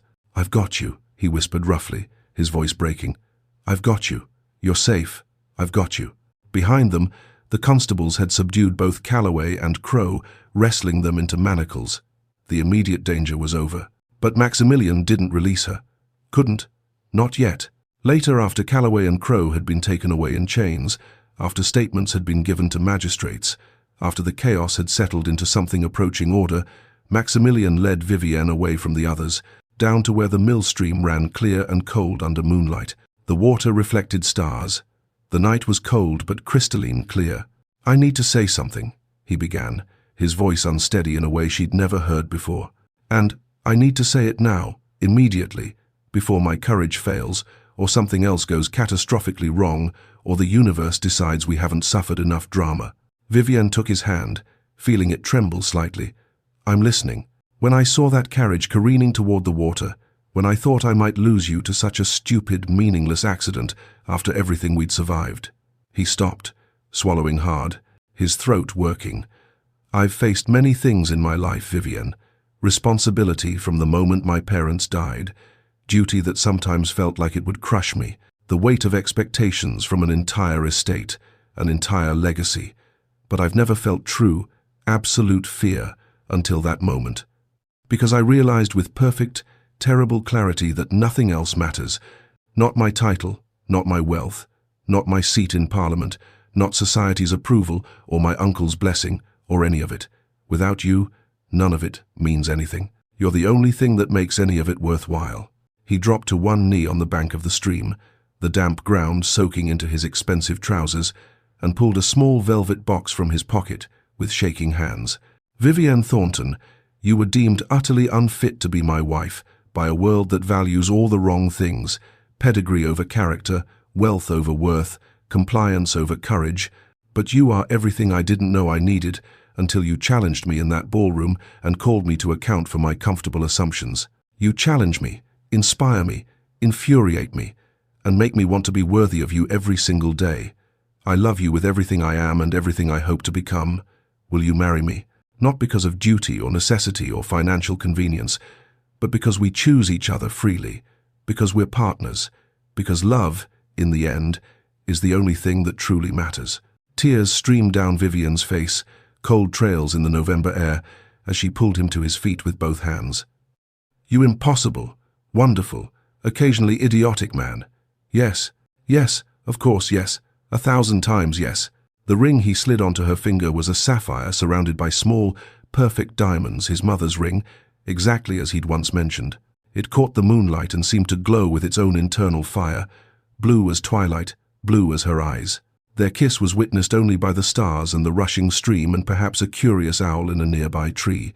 But it was perfect. Not tentative or performative or calculated for social advantage, but full of promise and certainty, and the terrifying hope that comes with choosing love over safety.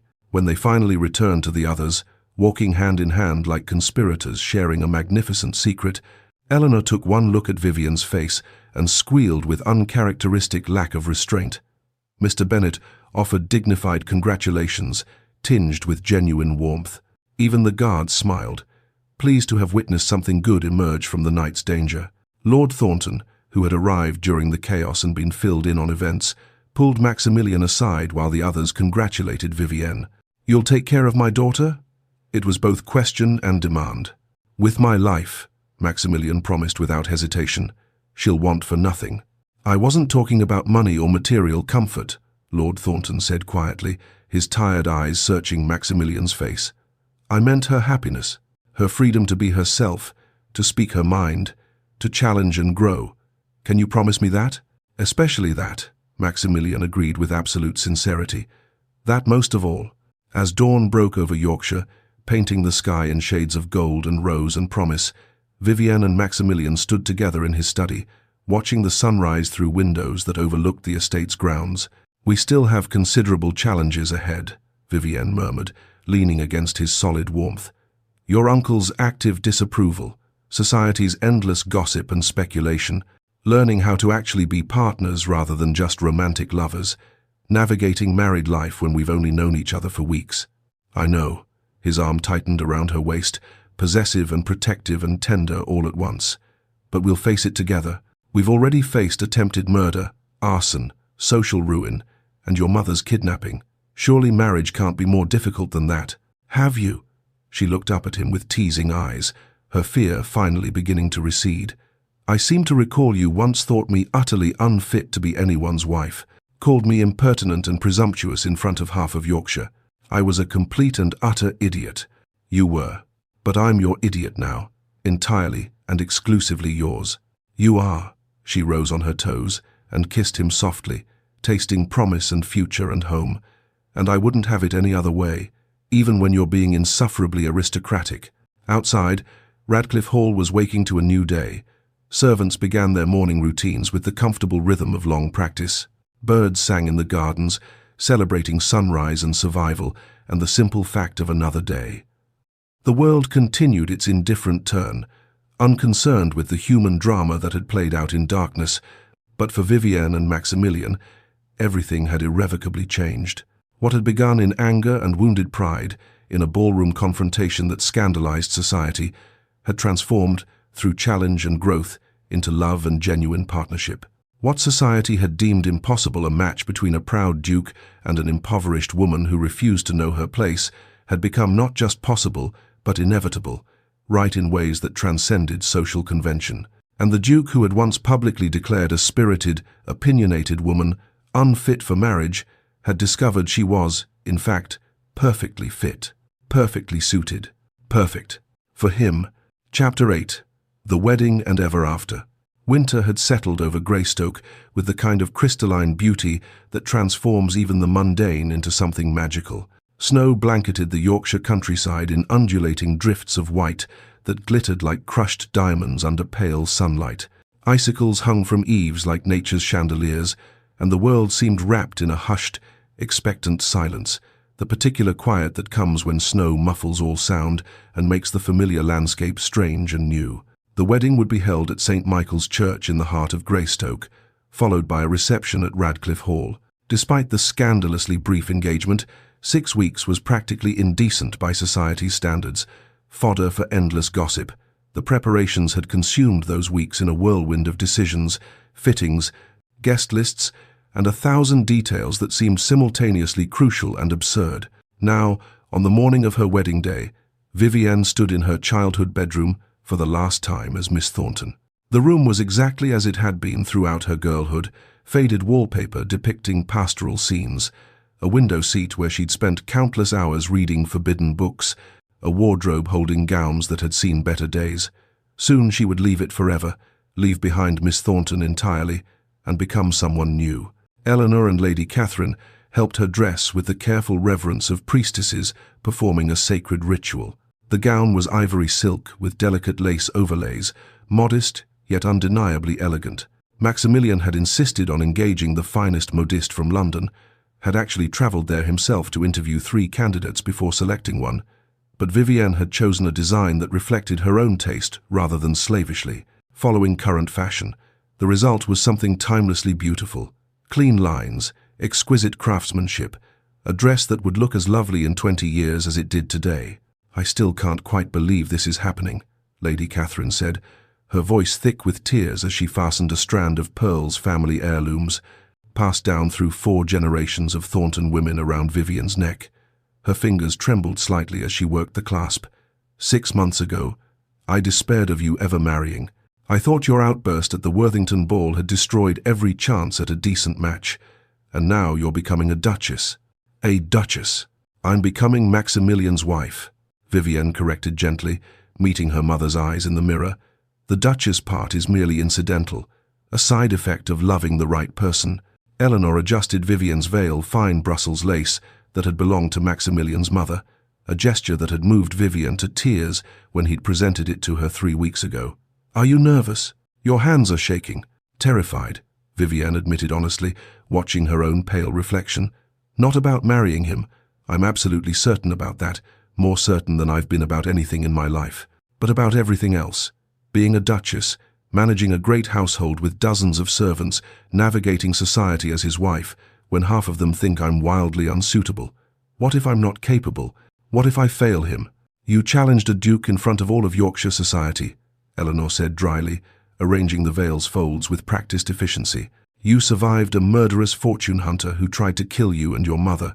You've already proven you can handle absolutely anything life throws at you, including stubborn aristocrats with guilt complexes." Vivienne laughed despite her nerves, the sound breaking the tension. "When you put it that way." "Exactly." Eleanor squeezed her hand. "Now stop worrying and go marry that man before he wears a hole in the church floor from pacing." St. Michael's was a medieval church, all grey stone and soaring arches, transformed for the occasion into something from a fairy tale. Winter greenery, holly and ivy, and pine boughs adorned every surface, their deep green a striking contrast against ancient stone. White roses, Vivienne's favourites, though they'd cost a small fortune in December, filled massive arrangements at the altar and along the aisles. Candles glowed in every window and sconce, hundreds of them, warming the cold stone interior and filling the air with the scent of beeswax and roses. Maximilian stood at the altar in full formal dress, outwardly the picture of aristocratic composure, inwardly a churning mass of nerves that threatened to overwhelm his carefully maintained control. His hands, clasped behind his back where no one could see, were actually trembling. Lord Richard Ashford, Lady Cordelia's brother and one of Maximilian's few genuine friends, stood beside him as witness, looking entirely too amused by Maximilian's barely concealed anxiety. "You look like you're facing a firing squad rather than your own wedding," Richard murmured sotto voce, a smile playing at his lips. "Having second thoughts? It's not too late to flee through the vestry door." "Not a single second thought," Maximilian replied through clenched teeth, his jaw tight with tension. "But that doesn't mean I'm not absolutely terrified of disappointing her, of being less than she deserves, of failing to be the partner she needs. The woman who publicly called you out for your privilege and displacement of tenant farmers, who challenged your most fundamental assumptions, and then somehow fell in love with you anyway." Richard shook his head with genuine fondness. "I think you'd have to work extraordinarily hard to disappoint her, old friend. She knows exactly what she's getting, flaws and all." The church was surprisingly full. Over 200 guests packed the pews. Many had come out of sheer curiosity, eager to witness the scandalous conclusion of Greystoke's most talked-about romance. But many others had come out of genuine goodwill, moved by a story that had transformed from scandal into something that looked remarkably like a fairy tale. The tide of public opinion had shifted dramatically over the past weeks. What had once been deemed wildly inappropriate now struck people as refreshingly romantic. Even some of Maximilian's extended family were present, though conspicuously absent was Lord Pemberton, who had apparently left Yorkshire entirely rather than witness his nephew's disastrous marriage. Lady Cordelia sat in the third row, genuinely smiling, radiant with happiness. She'd become engaged to Captain James Harrington of the Royal Navy just 2 weeks ago, and the match seemed to suit her perfectly, all the adventure and passion she'd wanted, with a man who could give her the grand love story she deserved. The organ began the processional with a swell of sound that filled the ancient church. Maximilian's breath caught painfully in his throat. Vivienne appeared at the far end of the aisle on her father's arm, and the entire church seemed to hold its collective breath. Lord Thornton looked proud despite his age and recent worries, his back straight, his step careful but steady, but Maximilian barely registered him. He had eyes only for Vivienne. She was beautiful not in the conventional way society typically prized, not the porcelain doll perfection of faces painted on to please, but in a way that was uniquely, essentially hers. Intelligence shone in her violet eyes, even from this distance. Determination marked the set of her jaw, that stubborn tilt he'd come to love. And love unmistakable, overwhelming love, radiated from the way she looked at him, as if he were the only person in the entire crowded church.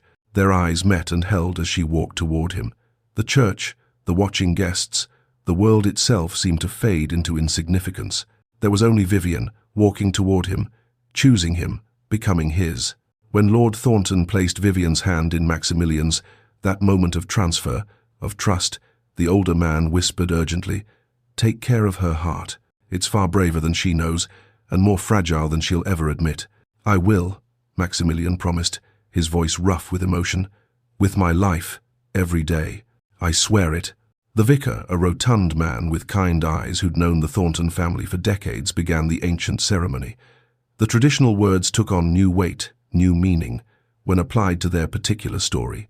"Dearly beloved, we are gathered here in the sight of God and in the face of this congregation to join together this man and this woman in holy matrimony, which is an honorable estate, instituted of God." When the moment came for vows, Maximilian's voice was steady but raw with emotion he made no attempt to hide. "I, Maximilian Edward Radcliffe, take thee, Vivienne Catherine Thornton, to be my wedded wife, to have and to hold, from this day forward, for better, for worse, for richer, for poorer, in sickness and in health, to love and to cherish, till death do us part. This is my solemn vow." Vivienne's eyes shone with unshed tears as she responded, her voice clear and certain. "I, Vivienne Catherine Thornton, take thee, Maximilian Edward Radcliffe, to be my wedded husband, to have and to hold, from this day forward, for better, for worse, for richer, for poorer, in sickness and in health, to love and to cherish, till death do us part. This is my solemn vow."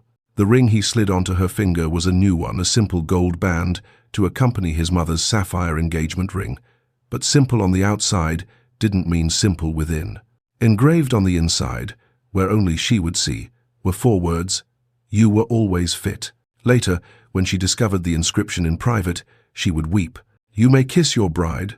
Maximilian cupped her face gently with both hands, mindful of all the watching eyes, mindful that this moment would be discussed and dissected for weeks to come, and kissed her with such tender reverence that several guests, even the cynical ones, sighed audibly. It was not a passionate kiss, not theatrical, but something deeper, a promise made physical, a commitment sealed. When they broke apart, Vivienne whispered for his ears alone, "Hello, husband." "Hello, wife," he whispered back, and the simple words felt more momentous than any grand declaration. Radcliffe Hall had been transformed into something from a winter fairy tale. Evergreen boughs wound around banisters and doorframes. White roses impossibly expensive in December, requiring 3 separate shipments from London hothouses, adorned every surface. The great hall glowed with the warmth of 100 candles and 3 massive fireplaces. A feast had been laid that would have impressed royalty. Roasted game birds, beef Wellington, salmon in aspic, winter vegetables prepared in a dozen ways, elaborate pastries and confections that were more art than food. But the true transformation, the detail that scandalized some guests and moved others to tears, was in the guest list. Mixed among the aristocrats and country gentry were tenant families from the Radcliffe estates, the very people who had benefited from the reforms Maximilian had implemented over the past months. The Mitchells were there, including Mr. Mitchell himself, who had been given a position managing the new tenant school and looked 10 years younger for having purpose again. Other families who had received fair leases, improved housing, and access to education sat at tables alongside their landlord, breaking centuries of rigid social hierarchy. It was wildly unconventional. Some of the more traditional guests were visibly scandalized, whispering behind fans and gloves. Maximilian didn't care even slightly. During the wedding breakfast, As the first courses were being served, he stood to give the traditional speech. The room quieted immediately, attention focusing on the Duke. "My friends, family, and honored guests," he began, his voice carrying easily across the great hall. "6 months ago, if you had asked me what a duke's duty entailed, I would have given you a very specific answer. I would have told you that our duty is to maintain tradition, preserve the established social order, and marry appropriately, by which I meant someone with the right bloodlines, the right family connections, the right fortune to enhance our estates." He paused, looking down at Vivienne seated beside him, her hand warm in his. "Then I met a woman who systematically challenged every assumption I'd ever held about duty, about responsibility, about what truly matters. She looked at my privilege and saw not entitlement but responsibility. She looked at my power and demanded I use it justly rather than merely legally. She looked at me not at my title, not at my wealth or estates or seat in Parliament, but at me, the actual man beneath all that, and she saw someone who could be better than he was." His voice roughened with genuine emotion, control slipping. "Vivienne Radcliffe, and yes, I will never ever tire of saying that name is the bravest, most brilliant woman I have ever known. She was deemed utterly unfit to be my wife by standards that prized obedience over intelligence, decorative silence over courageous speech, passive compliance over active character. But she is perfectly fit, perfectly suited. Perfect, full stop." He raised his glass, and 200 guests followed suit. "To my wife, who makes me want to be worthy of her every single day of my life. And to all of you who have joined us today, thank you for witnessing the beginning of our adventure together." "To the Duke and Duchess," the crowd echoed, glasses raised high. Vivienne rose then. Surprising everyone, tradition dictated that brides remained modestly seated during toasts. Several guests gasped audibly. "I'm going to break with tradition," she said, her voice clear and strong, carrying the same conviction it had carried when she'd challenged Maximilian in that ballroom months ago. "Because my husband has taught me that some traditions deserve breaking, that some rules exist only to be questioned." Smiles spread through the crowd, murmurs of approval. "6 months ago, I made what society called a scene at a ball. I publicly challenged a duke, questioned his assumptions, and he responded by calling me unfit to be anyone's wife." She paused, letting that sink in. He wasn't entirely wrong. I was unfit for the kind of wife he thought he needed at the time. Decorative, docile, unchallenging, existing merely to reflect well on him. She looked at Maximilian with such transparent love that it took his breath away. But it turns out he didn't need that kind of wife at all. He needed a partner, an equal, someone who would love him not, despite his flaws, but with full knowledge of them, who would challenge him to grow while supporting the best parts of who he already was. And that I can do, that I choose to do, freely and gladly, every day, for the rest of our lives. She raised her own glass, the gesture mirroring his, "To my husband, who proved that even dukes can learn, can grow, can change when they're brave enough to question themselves, and to partnership in marriage, in justice, and in love." The applause was thunderous, genuine, moving. When the ballroom doors opened to reveal the musicians and space for dancing, Maximilian led Vivienne to the center of the floor for their first dance as husband and wife. The waltz was slower than the one they'd danced at, that fateful assembly more intimate, more weighted with meaning. Vivienne fit perfectly in his arms, as if she'd been designed specifically to rest against his shoulder just so. "Happy," he murmured against her hair. "Deliriously, impossibly happy. You? More than I ever thought possible. More than I knew how to imagine."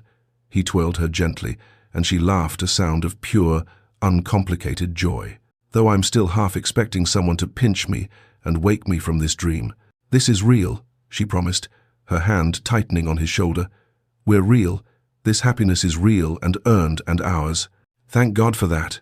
As other couples joined them on the floor, Lord and Lady Thornton dancing with surprising grace, Eleanor with a young barrister named Thomas Wright who'd been courting her, Lady Cordelia with her captain looking besotted, the celebration spread like warmth through the great hall.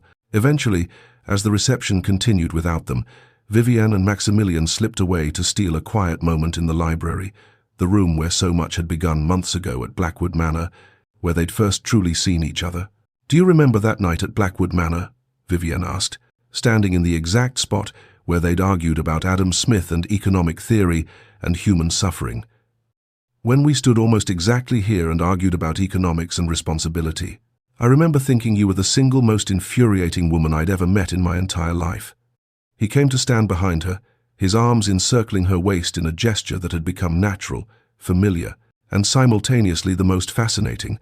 I couldn't stop thinking about you, even when I desperately wanted to. I thought you were arrogant and willfully blind to suffering that was convenient to ignore. I was, completely and deservedly so. But you've changed, truly changed. She turned in his arms to face him. The tenant reforms, the school, the fair lease agreements, the model you're creating for other estates. You've accomplished more genuine good in 6 months than most landowners manage in entire lifetimes. You inspired all of it, every single reform. He kissed her forehead tenderly. You made me see what I was too comfortable, too privileged to notice on my own. We inspired each other, she corrected firmly. You gave me hope that people can genuinely change, that the system can be reformed from within rather than requiring complete revolution. I was so angry before I met you, so hopeless about any possibility of justice. You showed me a different path, reform rather than destruction. Partnership, he murmured. The word, a talisman. Partnership, she agreed, sealing it with a kiss. 1 year later, the scene. Maximilian's study, where winter sunlight streams through tall windows, warming dark wood and leather. He sits reviewing estate reports, making notes in the margins, plans for spring planting and summer improvements. Vivian enters, bundled in a warm cashmere shawl, despite the fire roaring in the hearth. Her figure is subtly but unmistakably rounded with early pregnancy, 4 months along, healthy and glowing. She settles into the chair beside his desk, her chair now, brought in months ago when she'd begun working alongside him on estate management, her opinions and insights proving invaluable. The school dedication ceremony went beautifully, she reports, her voice warm with satisfaction. Mrs. Mitchell is proving to be an absolutely excellent headmistress. We have 23 children enrolled already, and 5 adults attending the evening literacy classes. The response has exceeded every expectation. And the tenant family's winter provisions? All distributed? Every family accounted for.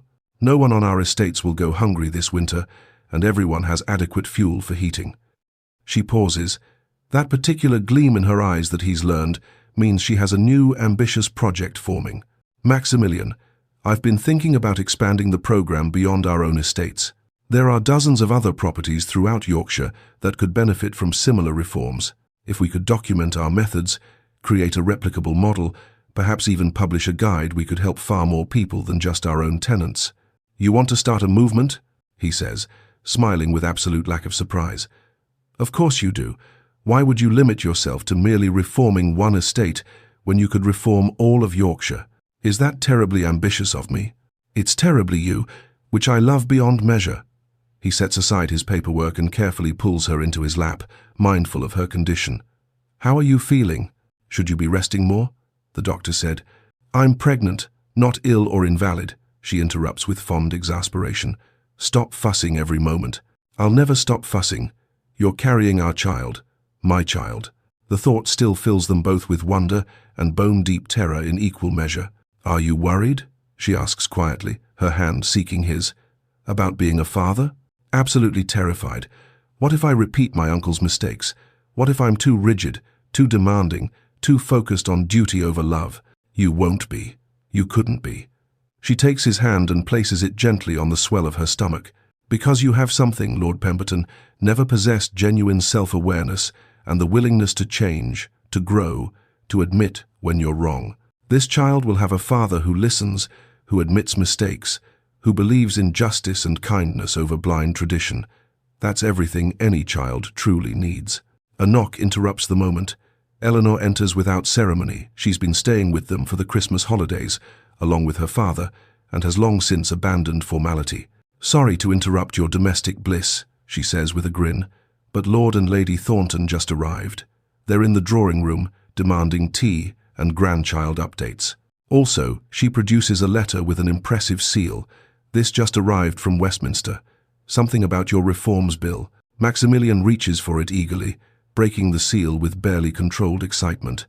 He scans the official text, and a slow smile of genuine triumph spreads across his face.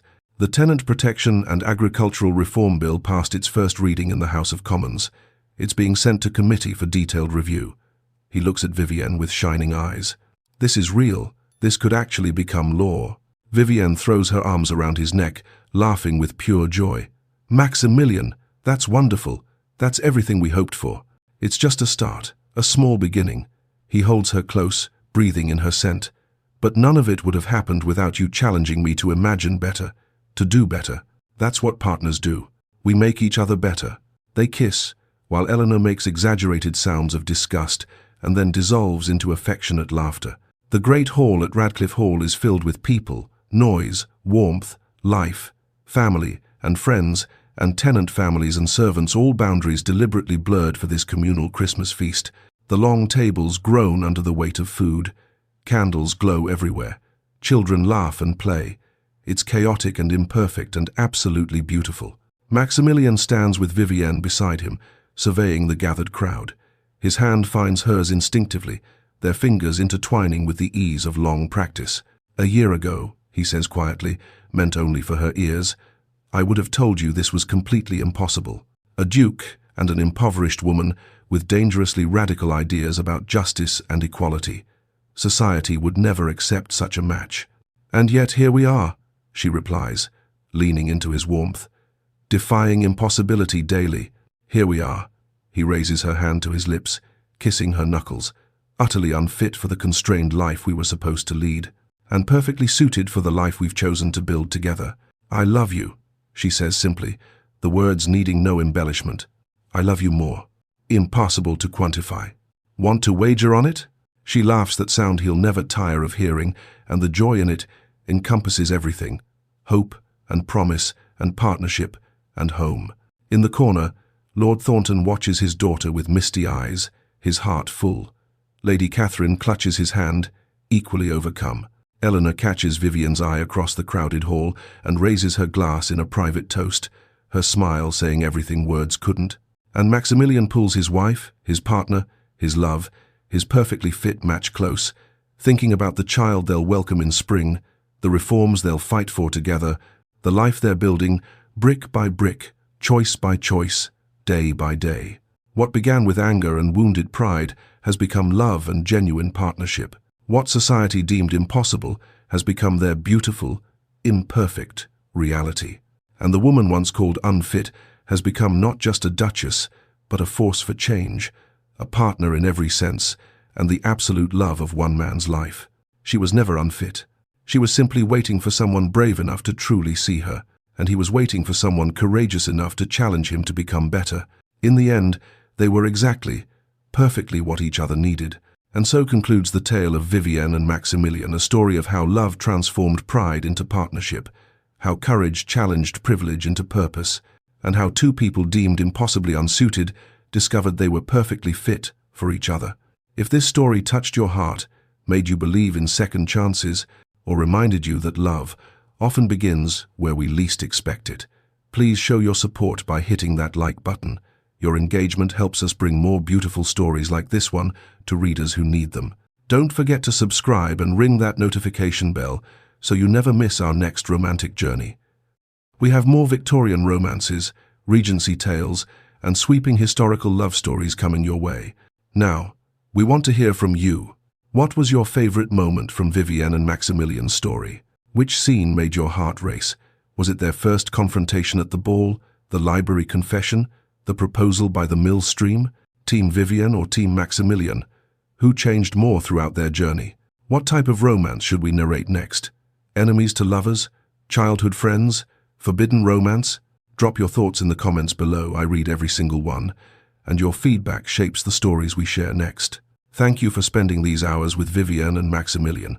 Thank you for believing in love stories where women challenge conventions and men rise to meet them as equals. Thank you for being part of our community of romance readers who believe that the best stories aren't just about finding love, they're about becoming better people because of it. Until our next story, remember, you are never unfit for the right person. The right love doesn't require you to shrink yourself. It invites you to grow. See you in the next tale.